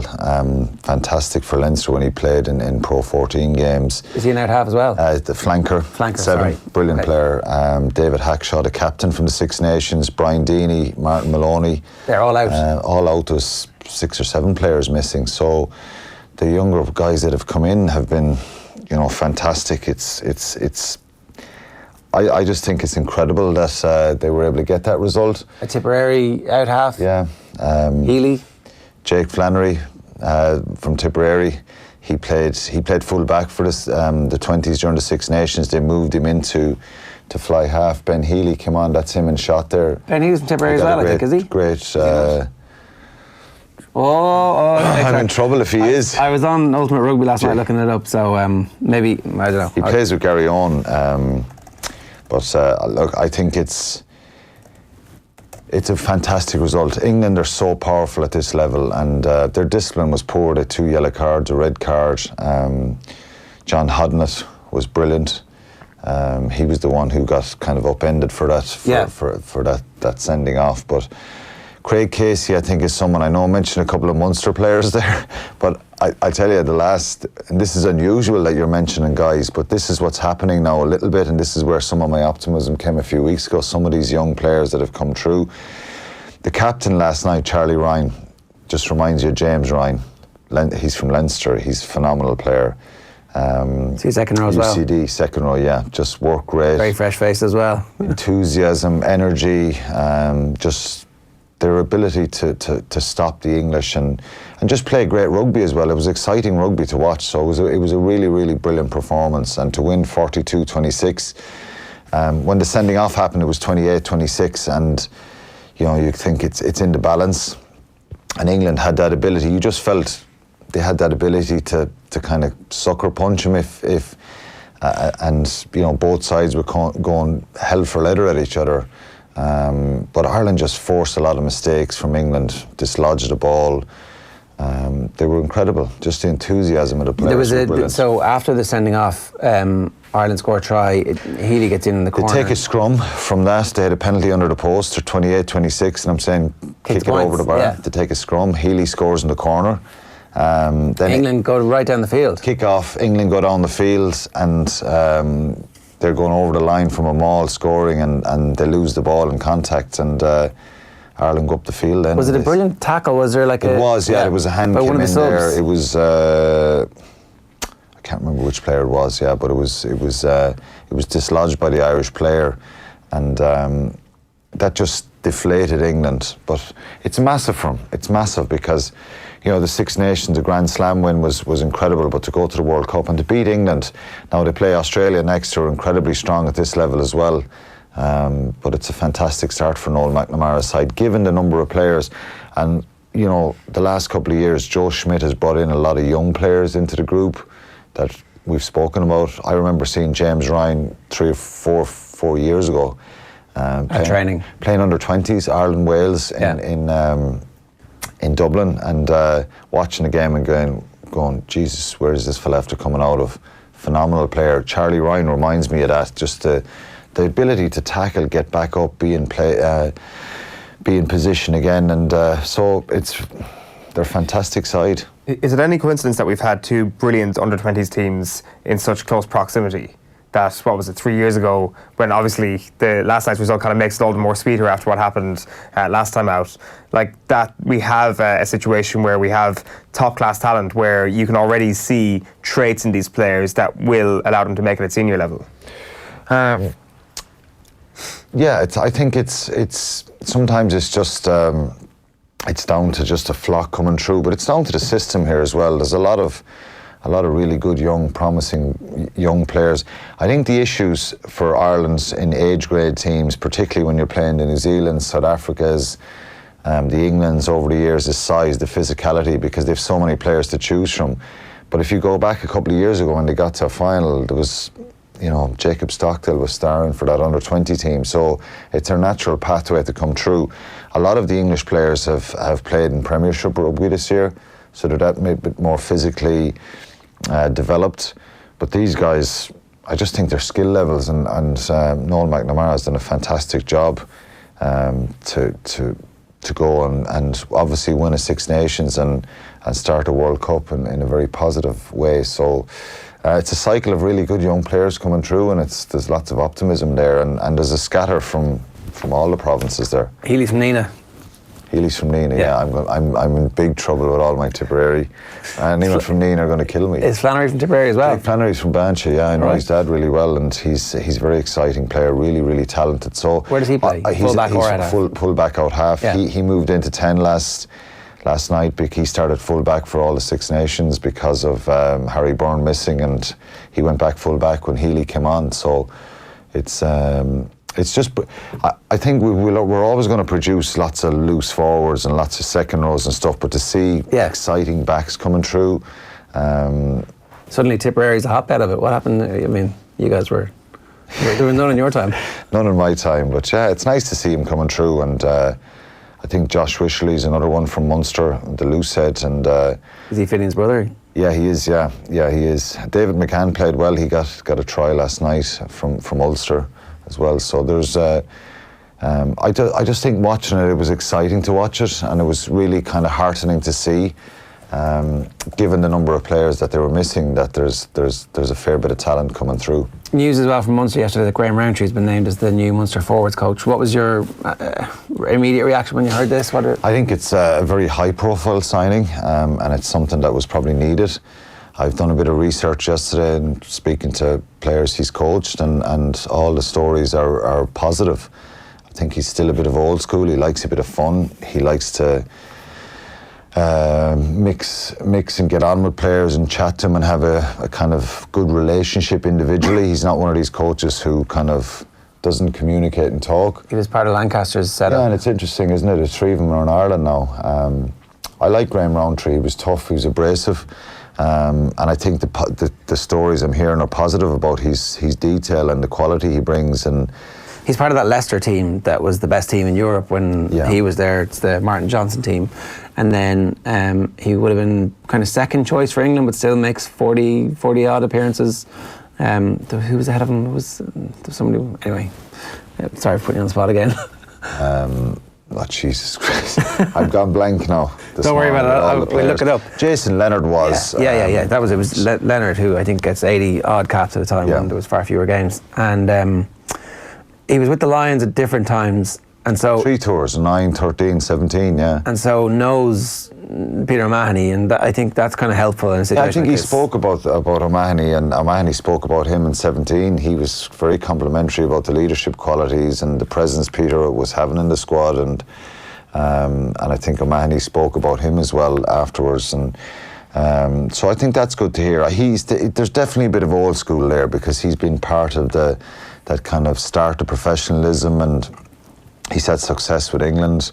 He's had experience of being a head coach. He's working with Georgia now, and I think he'll fit the bill well there. He kind of fits that type of person you want there to take control of a pack of forwards and make them strong and make them abrasive and powerful. And obviously his scrummaging will be his forte, and line-out work and the intricate kind of stuff that you need to do with individuals as well. So he's a popular choice. I've never heard anyone say a bad word about him. But he's got to go in now, because there's going to be a bit of pressure there to try and. Do you mind that he's arriving late, or is it much better to get the right person? It'd be perfect. But it's in an ideal world, you'd have him start the pre-season, work with a lot of these young players that they maybe can really get a bit of time with him in pre-season. That's where you get time with coaches in pre-season, because there's no matches and you can get a lot of individual stuff with them. But look, it is what it is. I think they were right to get the right appointment, and they'll have to manage. Johan van Graan coaches the forwards himself. He's done that with South Africa, so he'll probably have to do a lot of the forward stuff, which is not ideal unless they bring someone else in to help on a short-term basis. Right. But I think you're better to get the right person. And there's still talk that Larkham is a possibility for the backs. Yeah, and look, again, it'll be a really high-profile signing, and I don't think it's knee-jerk reactions scenarios. I think. Well, they need somebody. Yeah, they need people, and I think Rowntree is a big name. Larkham is a big name, and obviously the bigger the name, they've got to deliver and coach. It doesn't necessarily mean that they're going to be an automatic success, and they're going to be a success because, you know, certain coaches have come from Southern Hemisphere before and relatively unknown. Joe Schmidt was relatively unknown, and he was an incredible success here. So you've got to do your due diligence. I think someone like Larkham, you just think that such a dominant player. He's over 100 caps for Australia. Very exciting to watch. Someone who took the ball to the gain line. Brilliant set of skills. He's been involved with coaching with the Brumbies for a number of years. Then Australia. Disagreed with Michael Cheika, which was... You don't normally kind of hear that or see that. It's stuff. They disagreed in their philosophies around attack. Because he was involved last year in that tour. I was now in Australia. And he departed during the year because of Australia's run of defeats and disappointments. So I think he'd be a really good appointment. He has that quality and that ability to excite, doesn't he? Yeah. I think so, you know. I think it would excite people. I think that'd be a very good bit of business, Rowntree and Larkham in the off-season. It'd be interesting in what that actually ends up in, the identity of whatever they'll produce. Yeah. A South African, an Aussie, an Englishman. You're mad into this identity, aren't you? No, but it's a fair point, to be fair. People will kind of drift back to it. And you know what, if they were to get Stephen Larkham and they had Rowntree, Johan van Graan, and who knows, maybe another overseas person will come in or Who? What type of person? Because Van Graan said that there's 3 coaches we want. We've got one. Yeah, well, you see, Felix Jones was doing skills, Right. kicking, backs. There's a lot of roles there, you know what I mean? The ideal scenario is at least 4 for any of these teams, Right. because you need forwards, backs, and then kicking or defence. JP Ferreira's there already in defence, and you need maybe someone for kicking as well, and there's a lot to it, you know. So they're talking, and that's where the gap was with Felix, was doing a lot of the kicking strategy, the backline attack. There's a huge amount to it, so I would imagine they'll bring someone in to do skills in the kicking game. So if they go with an extra coach, but I think there's definitely, and it would allow Johan van Graan to kind of oversee the whole thing himself then, and maybe be director of rugby and be director of manager, head of that team and that group, and probably oversee the whole thing. So there's every chance they'll bring in another player, and you know, it will come up if Munster have a bad couple of results. Well, we've no Munster people attached to the group, and it's a relevant point. Some people, it really frustrates them and upset them. You've lost 2 good Munster people who've played in the Munster jersey for a long time. But, you know, what can you do? I think you've got to get quality in there, and if it's not available at home, you've got to go outside for it. And experience is sometimes the key, because this is high-level stuff, and you've got to get the best of the best if you want to compete and try and be the best. I think it's a fantastic opportunity for the province as well to actually look into expertise from different backgrounds. That's my point here, really, is that you have all these different people who think about rugby in a very different way, who've grown up in different rugby cultures. Like, if that is fed into in the correct way, in terms of bringing that down through whatever the structures are in Munster, that can have huge benefits. Yeah, and it's fresh ideas on. I think that's it. Different experiences, different people in different parts of the world. So I think, you know, South Africa, Australia, England, all guys who played and experienced top-level rugby. Van Graan with South Africa for a number of years, Rowntree with the Lions, England, Leicester, Harlequins, Georgia, Larkham with Australia, Brumbies. So you're getting a lot of good detailed information. And I think they need some sort of change. They need a bit of freshening up here because of the stagnant kind of finish to the season. So, but they've got to get it right. Ultimately, you've got to get results. So they've got to figure out a way. And, you know, we keep harping on about it because it's been a success with Stuart Lancaster coming in, the experience he brought, and maybe the enjoyment he gets out of that part that he's spoken about, that enjoyment at an on-field coaching. So, you know, Graham Rowntree, he's experienced head coach himself, so he knows the format and the plan that you've got to put together to run a team. He now has a situation where he can just focus on the Munster forwards. if Larkham or whoever comes in, handing the backs jobs, tell him you want a back line, humming, attacking well, and you try and piece it all together then, and that's where Van Gran has to stand over it and make sure that it's working well. If they can get Larkham, I think that would be unbelievably exciting, because like there was a glory about the style that Australian side had, that he seems to be able to coach into teams, that it's not just so when was it Gary Ella was at Leinster, he obviously had that heritage but couldn't get the team to play that way. Whereas with Larkham, it seems like he has actually had some success. Ultimately, him and Czech have a falling out, so that's why he's still not there. But it doesn't look like he's just a great player who hasn't been able to become a great coach. It looks like he has had a bit of great coaching in his background as well at the same time. So if he can do that, that'd be great. We should talk about this Leinster story.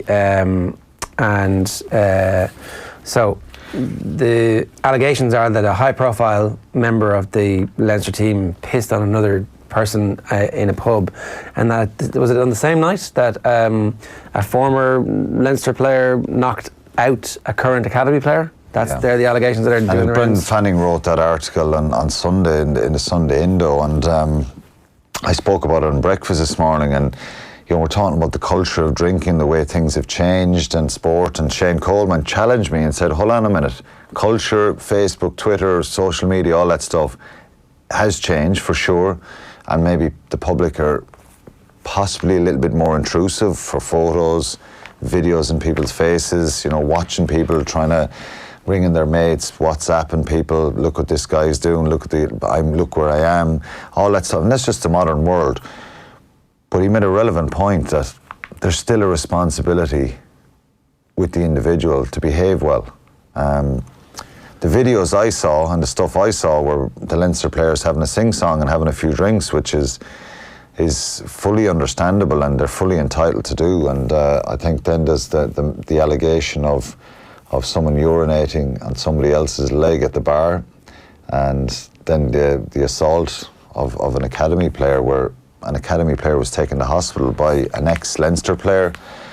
So they're the kind of things that Leinster wouldn't want to wake up to the next day and hear about and go, wow, we have stuff to deal with now, and the RFU don't want to hear it either. Does it happen? Is there situations I've seen over the years? I've been on many tours, I've been all over the world on different tours. You have these blowouts. Is everything perfect? Far from it. Do players take off their tops? Have players been dancing on bars? Has there been rows and incidents? Nothing major, but I've seen a lot, and I've seen bad behaviours out of people. I think it's different nowadays. I'm not justifying any bad behaviours that I've seen, but it is different. Players need to understand now that you're being scrutinised so much more. And there is no excuse for urinating on somebody's leg. I was mad on the bloody rugby field. I was calmer and much more quieter off the rugby field. Even when I was having a few drinks, I was fairly subdued. Now, if there was a situation where somebody was acting a mick in a pub or bullying Rog or someone small, or there was some sort of an incident, for sure I'd intervene. It was always Rog. Yeah, you'd have to watch Rog. Well, some guys had to be careful about how much they consumed. Others could drink all bloody day and the next day, and they wouldn't knock a stir out of them. So everybody's different. Rog was great fun. Rog never really caused any problems. We just had to mind him and watch him, and like other people, and that's what teammates do to each other. Yeah. So we have to be very careful, because he'd kill me if I thought I was saying anything bad about him. But I just think behaviours in general and culture, drinking in sport, are always kind of there's divided opinion on it. Should players be allowed to go and blow off steam? And this is the end of the season. That's the thing. It's like it's literally no one has any more responsibilities for a couple of weeks. It's like the last day. So they're allowed to go and piss for a few days, Ger, but they've got to behave. And I always said that. We had we've had situations like that. We had a Christmas party in Kilkenny before where behaviours weren't great.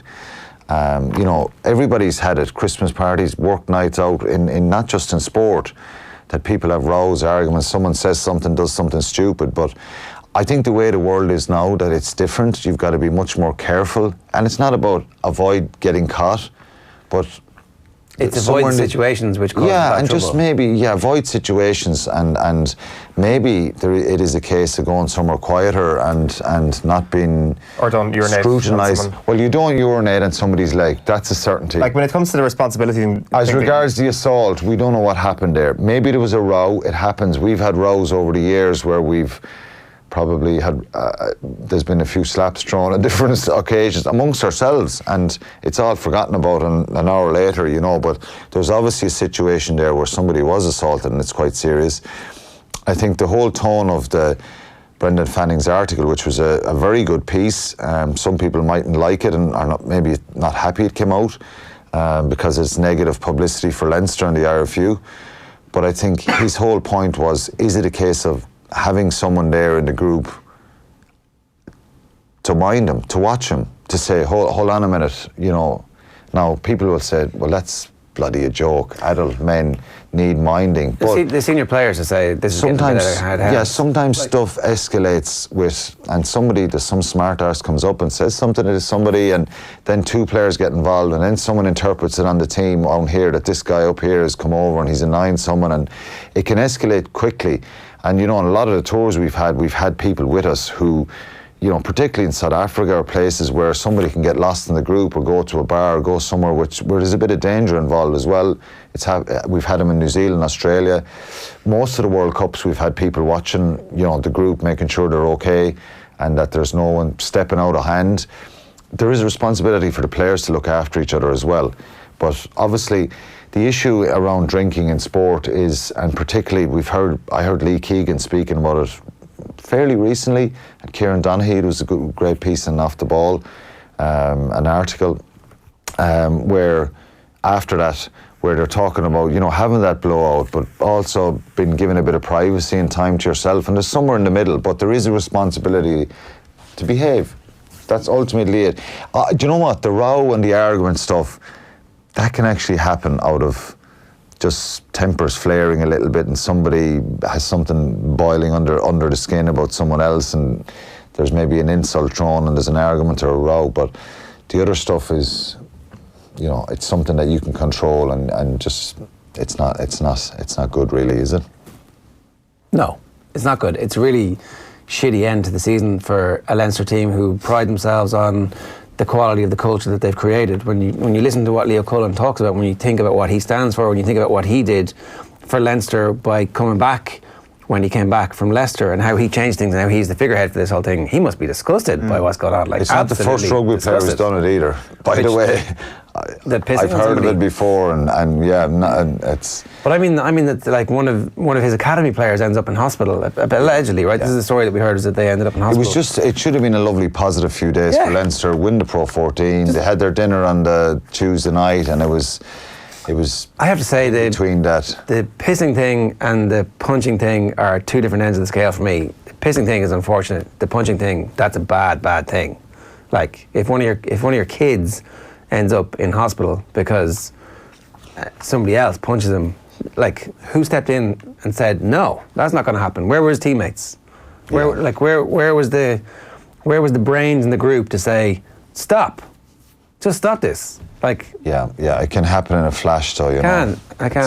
It's unfortunate, but I think it needed to be highlighted, and there's a lesson in it for everyone going forward. And if it was a soccer player, Shane Coleman said it to me, if it was in the Irish soccer players, it would really, they'd be getting killed for it. They'd be getting killed for it. Yeah. So there's definitely double standards there. It's not on, and it shouldn't happen. And there is a lesson that there is a responsibility in people when they go out now. And we had it with a Christmas party in Kilkenny before, and we sat down as a group of players and said, look, this is not what we're about. We need to. And there was an understanding that maybe on that occasion that there was just reckless drinking. And when there's reckless drinking involved, people are out of hand and out of control, and sometimes they haven't a clue what they're doing. I remember back in the old school culture was the drinking games at the end of the year, the court session that you'd have was beer. And towards the end of my career, a glass of beer off the head being brought up for a fine for something you did, something stupid. By the time I finished playing rugby, at the end, you were called up for that much vodka or whiskey or something, which is, You know, so that kind of drinking is crazy. And but see, players don't do it for a long time, and that's what happens. You haven't had a drink for 2 months, and then suddenly you're on a 2-dayer. Yeah. And it's crazy, you know. And then the way it affects players. But you know, maybe there is a case for having someone keeping an eye on situations and being part of a group watching them. All right, we got to let you go. Thanks for that, Alan. Now, Republic of Ireland International Glenn Whelan was speaking at yesterday's press conference about his recent exit from Aston Villa and the one particular issue he has with with how his departure came about. There's only one disappointment for me. Was I went away on the Tuesday with the family, and when I landed back in here on Tuesday, I had 2 missed calls, one from a journalist saying I'd been released and one from the manager to give him a call. So that point of view was disappointing, but something we expected, to be honest. So what happens to you now? Do you obviously you want to continue play on? Definitely. Just had Real Madrid on the phone there before I came in. Now listen, I want to play as long as I can and as high as I can. I want to try and make an impact wherever I go. I've said already today in interviews, I don't want to go anywhere and be a cheerleader. I want to go and have a chance of playing. It's Glenn Whelan in front of the media yesterday. Dan McDonnell is here with us en route to the airport. Dan, how are you? Yes, Jay, how are things? It's one of those exciting trips where who knows what's possible. It's been months since we've been in Denmark, matter of months. So back to the old haunts. But this time it's for real, right? Yeah, well, the last time was for real too, in a very different sense. I mean, it was a Nations League game, but a lot of stuff happened. A lot of stuff happened, yeah. The decision was made to remove the manager while before the game, as we were told afterwards. A lot of fans seemed to be aware of it on the day of the game itself. Yeah. And it's a different time, different characters. Yeah, different era. Yeah. So, like, you know, hey, Denmark, there's a different Ireland coming your way. There's a different FEI coming your way. Yeah, and so, like, we should feel confident about the team, a bit more confident about how we're going to play. Like, we should be looking forward to this in a way that I think very few people were actually looking forward to that last game. That is true. I mean, the last game was a dead rubber, and yeah, it was the end of an era, and everyone knew it, really, I guess. Although I suppose actually we were a bit surprised still. You know, we weren't actually 100% sure, but I think it probably confirmed something that we knew probably after the Northern Ireland game a couple of days previously, and people weren't going to games and stuff. So yeah, there is positivity now. I think it's sort of crept up in people that this is a huge game. Like, this is a massive game in the group. I don't know. Maybe it's because there's been other stuff going on, and I think it's possibly the main reason. Maybe it's because there's 6 points in the bag, so there's no element of, you know, we're up against the wall here. You know, we're in struggle. We're in a bad situation. But like, this is, I mean, Denmark were second seeds in the group. Ireland are third seeds. The top two go through, and we're away. Like, this is maybe the most, you know, it could be the most important match, you know, in terms of shaping the rest of the campaign. So it is a fairly big one, and Mick McCarthy does seem to have a plan about what he wants to do, and maybe that's another aspect of the debate, that we're just waiting for the game to happen rather than waiting to see what team is put out or what rabbit's going to be pulled out of the hat. So no rabbits. It's going to be fairly much the same team as played the last game. I think so. I mean, he's kind of said that, didn't he? He's pretty much said it. Yeah. There's always the element of surprise, but I mean, Shane Long being now possibly removed, one of the potential options in that regard. You know, and as Mick McCarthy said, I think yesterday, all the players that he probably would have wanted here are available. There has been knocks and stuff and injuries, but Alan Brown and Mark Travers and Shane Long, and one or two others have fallen by the wayside in terms of this sort of window. But the 11 from Georgia are basically all available. So you got Glenn Whelan and Conor Horan speaking yesterday, and Jeff Hendrick. You know, your midfield three, and David McGoldrick up front. You know, so Richard Keogh's back from the playoffs. He'll probably play with Shane Duffy. So they're all there. So it's a matter of, let's see how this Ireland fares against Denmark. You know, this is what we're going to find out, how this version of Mick McCarthy's Ireland fares against a team that's caused us problems before. Although actually, the two games in Denmark have been draws, which probably Mick McCarthy said he would take now. Yeah, offered to him. Yeah, I wonder about that. So is our tactic here to try and beat the bad teams in the group by more than the top two seeds, and that we go through? So we draw our 4 games with the top two seeds, and we take that. I don't think so. I think Ireland needs to win their home games. I mean, I think that's basically the thing that needs to change. Yeah, but we're not. As I was saying to the lads outside, I mean, Ireland were unbeaten away in the World Cup 2018 campaign. Like if you said at the start of the campaign and the group that Ireland had, with Austria and Wales and that was the regular, and Serbia, and that Ireland will be unbeaten away from home, you would think that's a great platform to get to the finals. And then we had those run of games in 2017 and didn't win any of them. And that's basically what killed it. So the away form has actually been okay. It's a matter of the games against Switzerland in September and Denmark in November. I think really you can't plan to go through a campaign and qualify without winning home matches of substance. That's why I kind of feel like it's not that we're playing for a draw, but that ultimately we probably need to win some of these away games because we're going to slip up at home. It's not. Yeah, I know what you mean. I know what you mean, but then you watch Ireland play against Georgia with a bit more positivity at home, and you think like we're conditioned into thinking Ireland won't win the games at home because the recent home record has been so uninspiring. Because of the evidence available. The evidence, the most recent evidence of a long period of time. Pretty much going back to the end of 2015, we went through that brief period of being very good at home, beating Germany and more so the Bosnia game, which was actually a really good performance.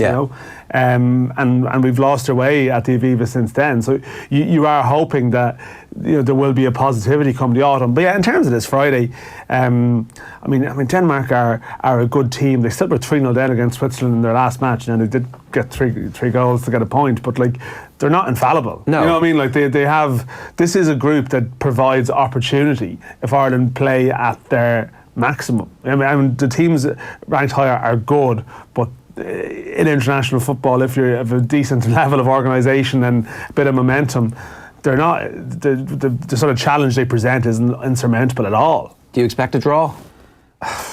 I suppose. I mean, in saying all of that, if you're probably going to go for some kind of prediction here, you still are leaning that way. Yeah. Because also as well, though, these end of season games, like you watched the Champions League final last week, and it was knackered. And that's a sort of variable that's added to this here. Like I mean, some of the better Irish players that are more informed Irish players haven't played in a month, and Denmark, the players have actually spread a bit more around Europe, so they finish at different seasons. But these June games, like in non-major tournament years, like are generally they can be pretty bad. And as a result, you could sleepwalk your way to a draw without it necessarily being a massive like high intensity. Now we'll see when we get over there. I don't know what the buzz is in Denmark. I mean they've been involved in a couple of tournaments. They still have the same management team. Is this going to be like fever pitch atmosphere or just here we go, another game with Ireland? Does that sort of seep into the mood around the whole match? Christian Eriksen wasn't great in the Champions League final.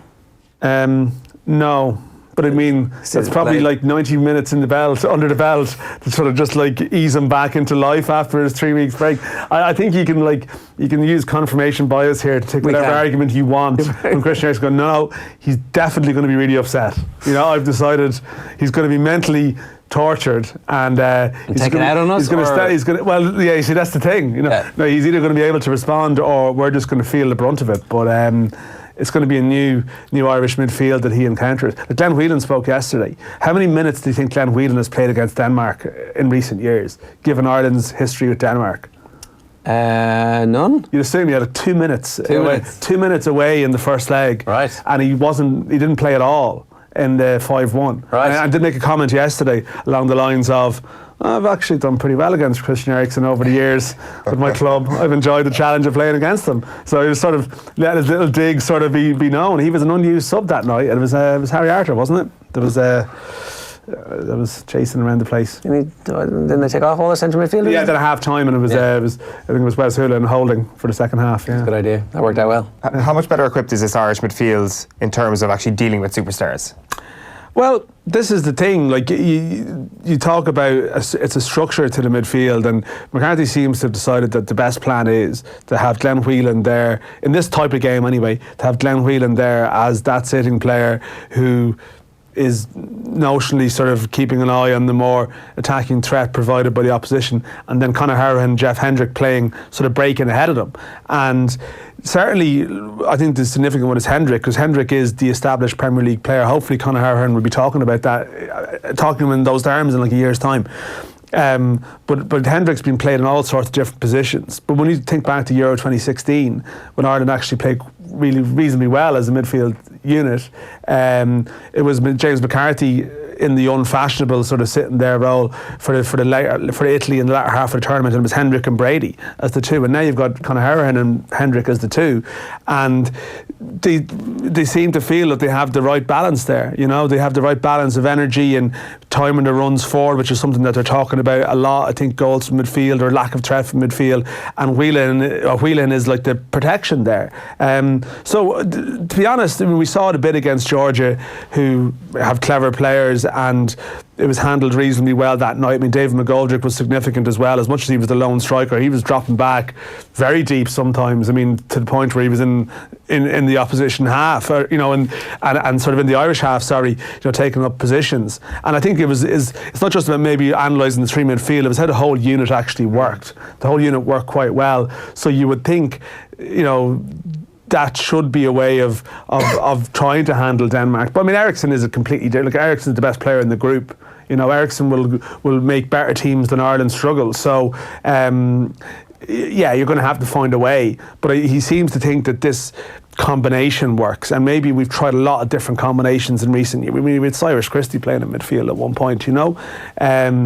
I think that this three here, it makes sense. They seem to have an awareness, and at club level with Whelan and Harahan, they know how they operate.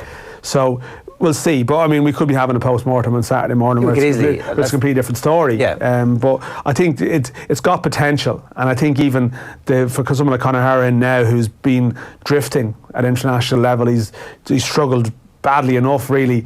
But the new management has come in and said, no, you're our guy, and you saw that in his performances in March, and you're sort of hoping that now this will actually propel him to being that next level up from what he was before. Just in terms of combinations, can you put a time frame? I remember we're going to have closure on the Matt Doherty debate in an Ireland shirt, or positionally what combination actually works best for him. I don't know. This is the one. I don't know what the easy answer is to this. I think it's over, isn't it? It seems like choice right back. Matt Doherty himself is kind of pushing the debate further into the future, isn't he? I suppose the one thing I would say is that to judge it on Gibraltar, which was a weird game where Ireland actually were expected to have a lot of the ball. It was a windy, horrible little sort of match in the sense of I'd imagine to play in, it must have been quite difficult. So maybe, I wonder if you're playing an opponent who might be expected to be a small bit more dominant or be on the front foot, then does Doherty as a right-sided midfielder actually make a bit more sense? I still think he might end up getting, Seamus Coleman's not going to be brought off in games, right? There's not going to be a substitution, so it's possible that Matt Doherty will still get most of his minutes on the pitch in this campaign in a position that Mick McCarthy isn't necessarily sure that he's suited to. And that may well be the way that it goes. Maybe if there was an injury at left back or something, he might be tempted to try on there. But I think Enda Stevens is very much established in his thinking there, and for balance, I don't think he's going to mix things up. So it might be that Doherty they have to work at that as him as a right-sided midfielder, or maybe at times in a game will Ireland change to a three at the back if they're chasing and Doherty is a wing back. He's a good player. Could he ever come in and play as one of the midfield three? Philip Lahm style or something, I'm not Unlikely. sure. I'm not so sure. He's got that explosive quality, and you wonder if things aren't great with Robbie Brady and Ireland under the cosh, do you think we'll bring Matt Doherty on as that right midfielder and hope he can take the ball and drive forward like he can with Wolves and take Ireland out of trouble? Maybe. But I don't see him unshipping Seamus Coleman from the team. If they ever did go three at the back, with Coleman slide in as the right of a three, I think that's what you would try. It would be worth seeing that, wouldn't it? Obviously not against Denmark. But I wonder, you play Gibraltar at home on Monday, do you have the scope to mess around with it a small bit then in a game where you'd imagine you'd be reasonably comfortable? But I think McCarthy has decided that it's about the team and that combinations that work rather than getting your best 11 onto the pitch, and it will lead to, if Doherty plays next season like he did this season, we're going to be, this is mad, we've got 7 or 8 Premier League players, we've got a really good one and he's not involved, but if you're getting the results, he'll be able to go, well, there you go. Dan, enjoy the trip. I will. The old familiar haunts of Copenhagen. Copenhagen, yeah, exactly. Listen, it's what can you say about Copenhagen at this point? You know, we're going to Copenhagen and Tbilisi, like, you know, in terms of travel blogs, it's sort of a limited year in terms of going back to where you were before. Tbilisi. It's like a reunion tour for Martin O'Neill, except we've got a new front man. You know what I mean? Let's see how the crowds will take to this one. All right, Dan, good stuff. Thanks a million. With Andy Ruiz providing the biggest shock of the weekend, Andy Lee was left perplexed on OTB last night by Anthony Joshua's response to losing his heavyweight title. Have a look. It was one of the most bizarre reactions to being knocked down. It was like he couldn't really believe it was. I don't know what was going on. It's still bizarre now. Like, not that he couldn't believe it was happening, but he was kind of accepting that it happened, and almost, I don't know. It was like he knew, like he accepted that what was happening to him. Like most people, everybody watching it, I'm sure he's calling. Everybody was in complete shock and like up in arms and panicking. He was kind of like, okay, this is happening to me. And he just kind of didn't want to continue. He didn't want to continue. There was no protest. And there's been a lot of comment about like his reaction to the loss, his comments in the ring and after the fight in the press conference. Bizarre. There's like, you know, when you lose the heavyweight championship, you should be hurt. You should be devastated. You should be desperate. Yeah, you should be devastated. And he's smiling and giving out these sound bites about being a soldier and this is what we do and we come back, we rise up. And that's all fine. Maybe he's deflecting, but there has to be some more emotion there. There has to be something of disappointment, showing people that I'm sorry I let you down, you know? I don't know. Yeah, great stuff from Andy Lee there. We're going to get some Anthony Joshua news from Phil in just 1 second, but a reminder that Brown Thomas sunglasses promotion is on now until Sunday the 9th of June. That's this Sunday in all Brown Thomas stores and on brownthomas.com. Don't forget about Father's Day at Brown Thomas. For everything he really wants, this is what great gifting really looks like. Give him the perfect pair of shades this Father's Day. Today, we've been giving you the chance to win a €250 pair of sunglasses and asking you to share your first or best memory of going to a sports event with your dad. You can tweet us or give us a comment on live streams, and we'll be wrapping this up in about 10 minutes time, so you've got about 10 minutes left to enter that one for us. Now, Phil, some more Anthony Joshua news. Yeah, I suppose when you lose in such devastating form to a guy that was 30-1 outsider, people will look at your trainer. Rob McCracken, Joshua says he's going to continue to work with him. And when I say people, I'm talking about former heavyweight champion Lennox Lewis. He was among those to say that Joshua should probably look for a new trainer, but Joshua says he is going to stick with Rob McCracken, and the rematch for Joshua and Ruiz looks like November, December. That's what Eddie Hearn said yesterday. There was a rematch clause as part of the contract for the fight. It'll be interesting to see where it is. That was in Madison Square Garden, was it? Yeah. At the weekend, so they got to England, did they? They go to England, but then people say, oh, you can only win in England. You know, you had your chance. Well, yeah. Then your favourite thing, your trilogy gets put into the mix then, Ger. Which to prove that he can beat Ruiz on US soil. That'll become his Everest. Maybe they have it on a neutral venue then. Maybe go to Mexico. Yeah, that would be great. That would be great, yeah. I suppose the other boxing story which has caught the eye this morning involves one of Ireland's most decorated amateur boxers, Joe Ward. The Irish Sun reporting that Ward is going to go pro. He's going to leave the Irish amateur setup this summer. He's 25, would have been one of our best chances of a medal at next year's Olympics in Tokyo. Like many of our boxers, didn't have a very good Olympics in Rio, but this is a boxer that's won 3 European amateur gold medals, has 3 World Championship medals as well, 2 silver, 1 bronze. It's believed that Lou DiBella, the US-based promoter, is the front runner to sign him up. So right. It'll be interesting to see how that goes. What weight? Light heavyweight. Right. But he's light heavyweight in amateur, which is 81 kilos. And light heavyweight in pro is just above 79 kilos. Okay, so he'd make that no problems. He should, yeah. I mean, he's got a... Could he come down another one? I don't think so. I mean, you're looking at super middleweight. I don't know, but like... He's got the size of the super middleweight, so doesn't he? Yeah, like his style, like he's very elusive. The problem, and we've seen this a little bit with Katie Taylor as well, with amateur fighters, you know, such good amateur pedigree, and this is something that Michael Quinlan is trying to get out of his game as well. They land a lot of flurries, but there's very little power in them. Yeah, so there's no because damage. they're point scoring flurries, yeah, which you need for the amateur game, but they're not much good unless you can do it for 12 rounds in the pro game where you win every round on. And that's kind of what I thought Katie Taylor would do against Pursoon, but got dragged into a war. But It'll be interesting to see. It's it kind of just, you can't blame him though, because we don't really know how the Olympics are going to go in terms of boxing. We know AIBA are gone. The IOC are going to take it on.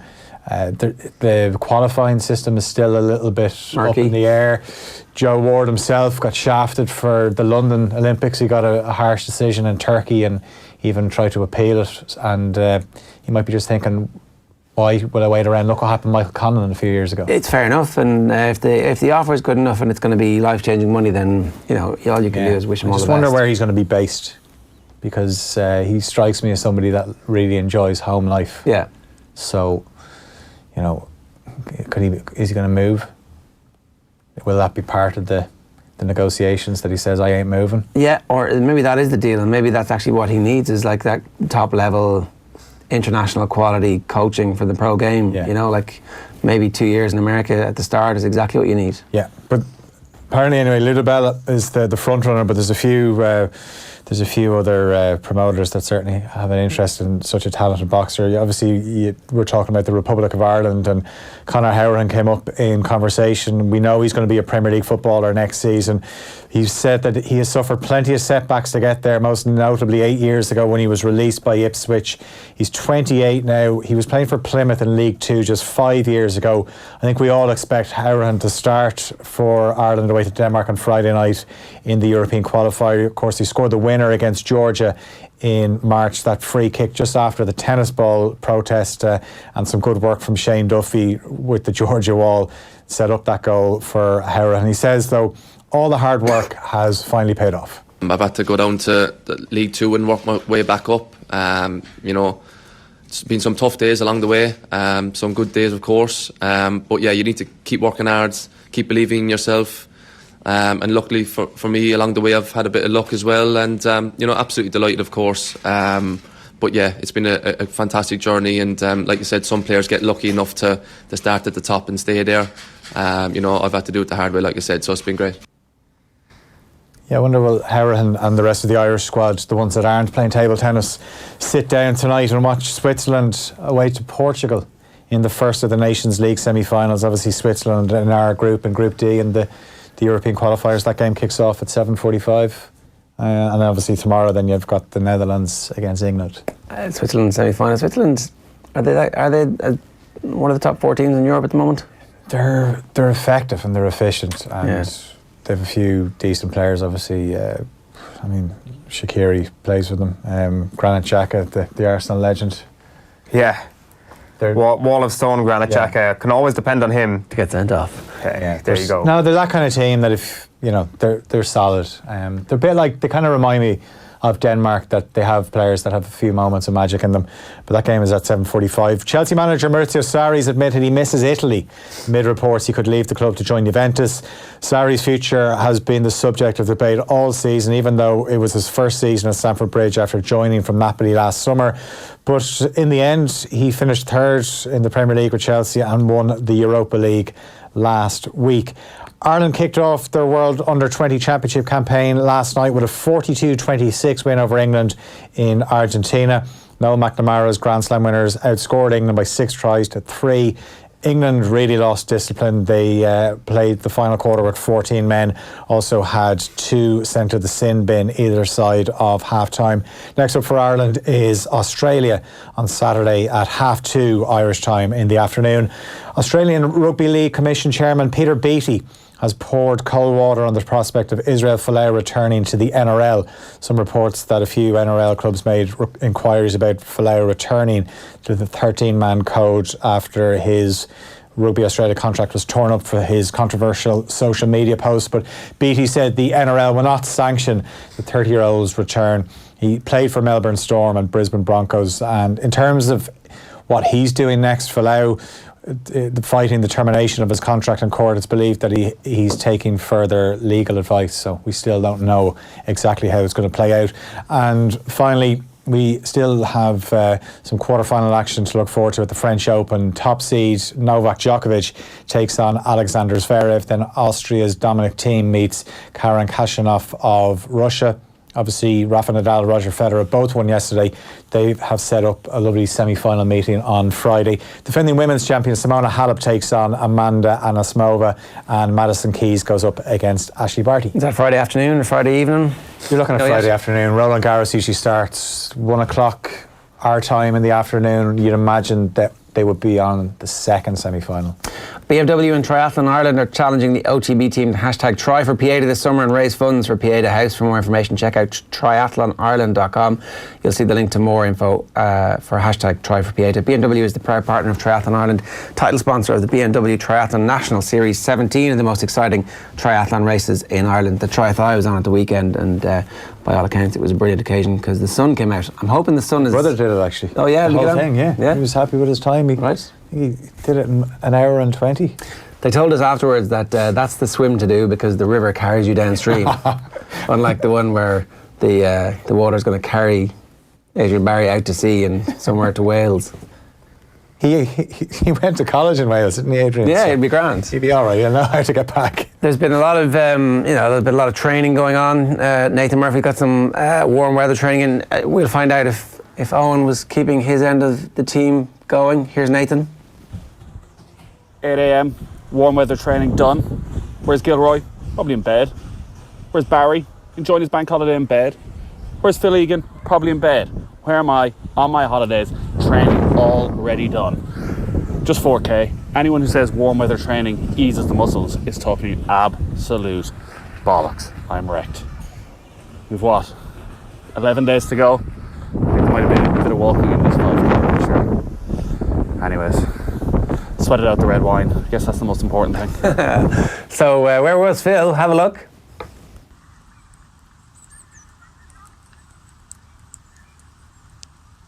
Hang on, you were in the car. This is your view from the car, right?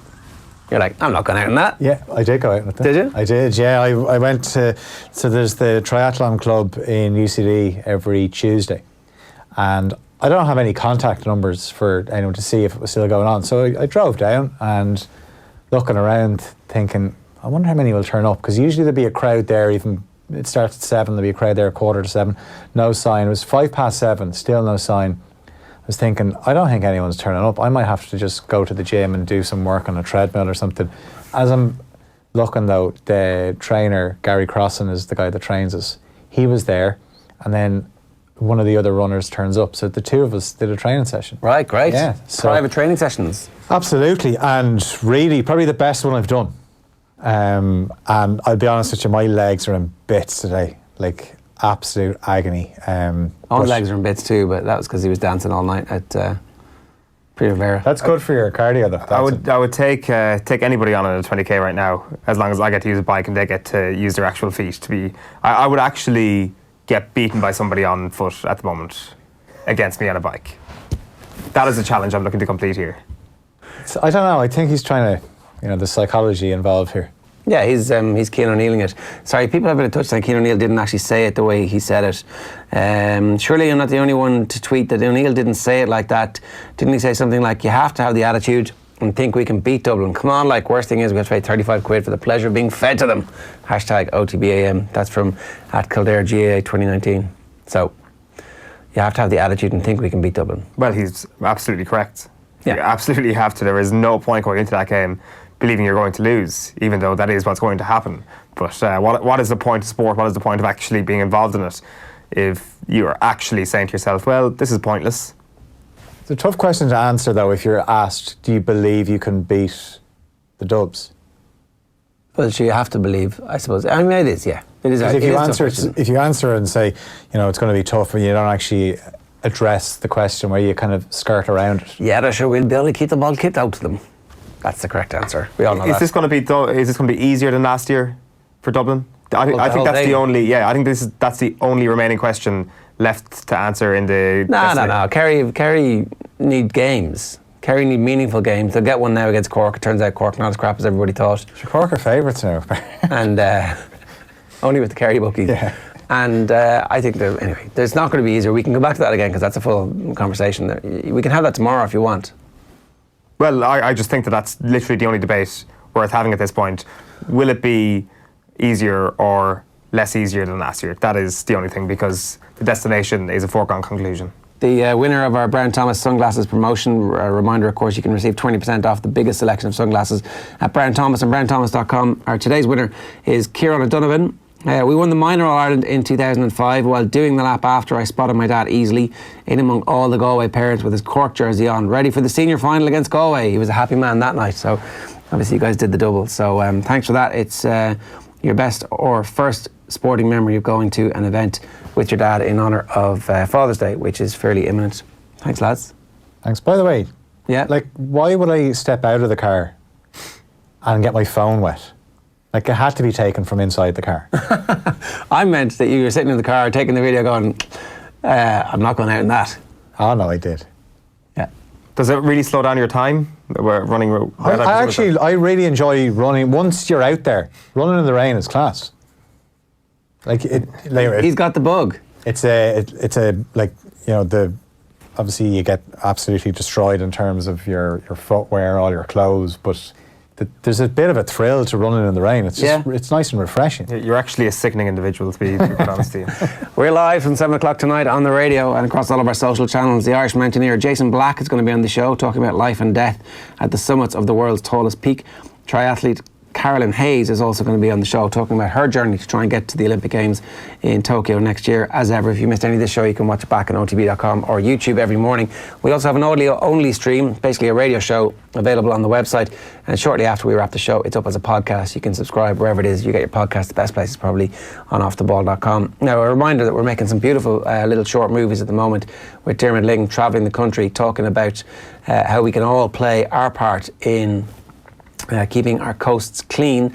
This one is with the former Waterford manager Derek McGrath to talk about GAA and the importance of respecting your surrounding environment. It is all part of the Clean Coast campaign, which is encouraging people to engage with their communities and look after our coastlines. Join us and register your beach clean today at cleancoasts.org. Have a look at this, it's great. The beach clean. Yeah, well, look, I suppose all our teams that were involved in GAA are centred on volunteerism. They're centred on who you are, what you represent, where you're from, and if you can cultivate that or nurture that within an environment that you're helping, you know, your local area, the coast, etc., I think it's only to be supported. Ultimately, being on the coast here, on the beach, or being involved in things that evoke a volunteer spirit, I think it's good for you too. You know, there's nothing wrong with giving. You know, and I think when you give, you feel better about yourself, and ultimately then the balance is achieved. You know, we talk about it with community a lot in the GAA, but also your place, that you're representing your place and your people in that. And sometimes I wonder, are we actually connected to our place? Like, are we out on our beaches, or are we out in our forests? Are we just taking time to actually tune into for Waterford? I mean, look at this place, it's spectacular. Do you actually get out into that? Well, again, I think we are, and I think we're getting better at it. I think given the whole development physically, mentally, I think we're more aware that our environment shapes us, and there's more of an appreciation for our environment. You know, just in terms of the opportunity it gives us to clear the mind, to visualise, to walk, to physically kind of, you know, not detox, but physically kind of just to reinvigorate ourselves. This idea of, for me as well, of getting the lads who are doing the beach clean over on the beach, like a little bit of wild hurling, you know, a bit of wildness, that it's doesn't always have to be this structured thing, like that we could all be going around with hurls all the time, like a couple of hurls in the boot in case, and then if there's 7 or 8 people here, like you can just play on the beach, and there doesn't have to be this intense structure, that it can be played for the sake of just playing as well, you know. Leaving in play for what it is and representing what it does. And to me, there's an obvious connection then, an obvious fusion then between the coast and hurling. And people might see that as a strange analogy. It's, as you said, it's the wildness of it. Yeah. It's the kind of instinctive nature of it. It's the non-prescriptive method of it. Yeah. And just leave them play.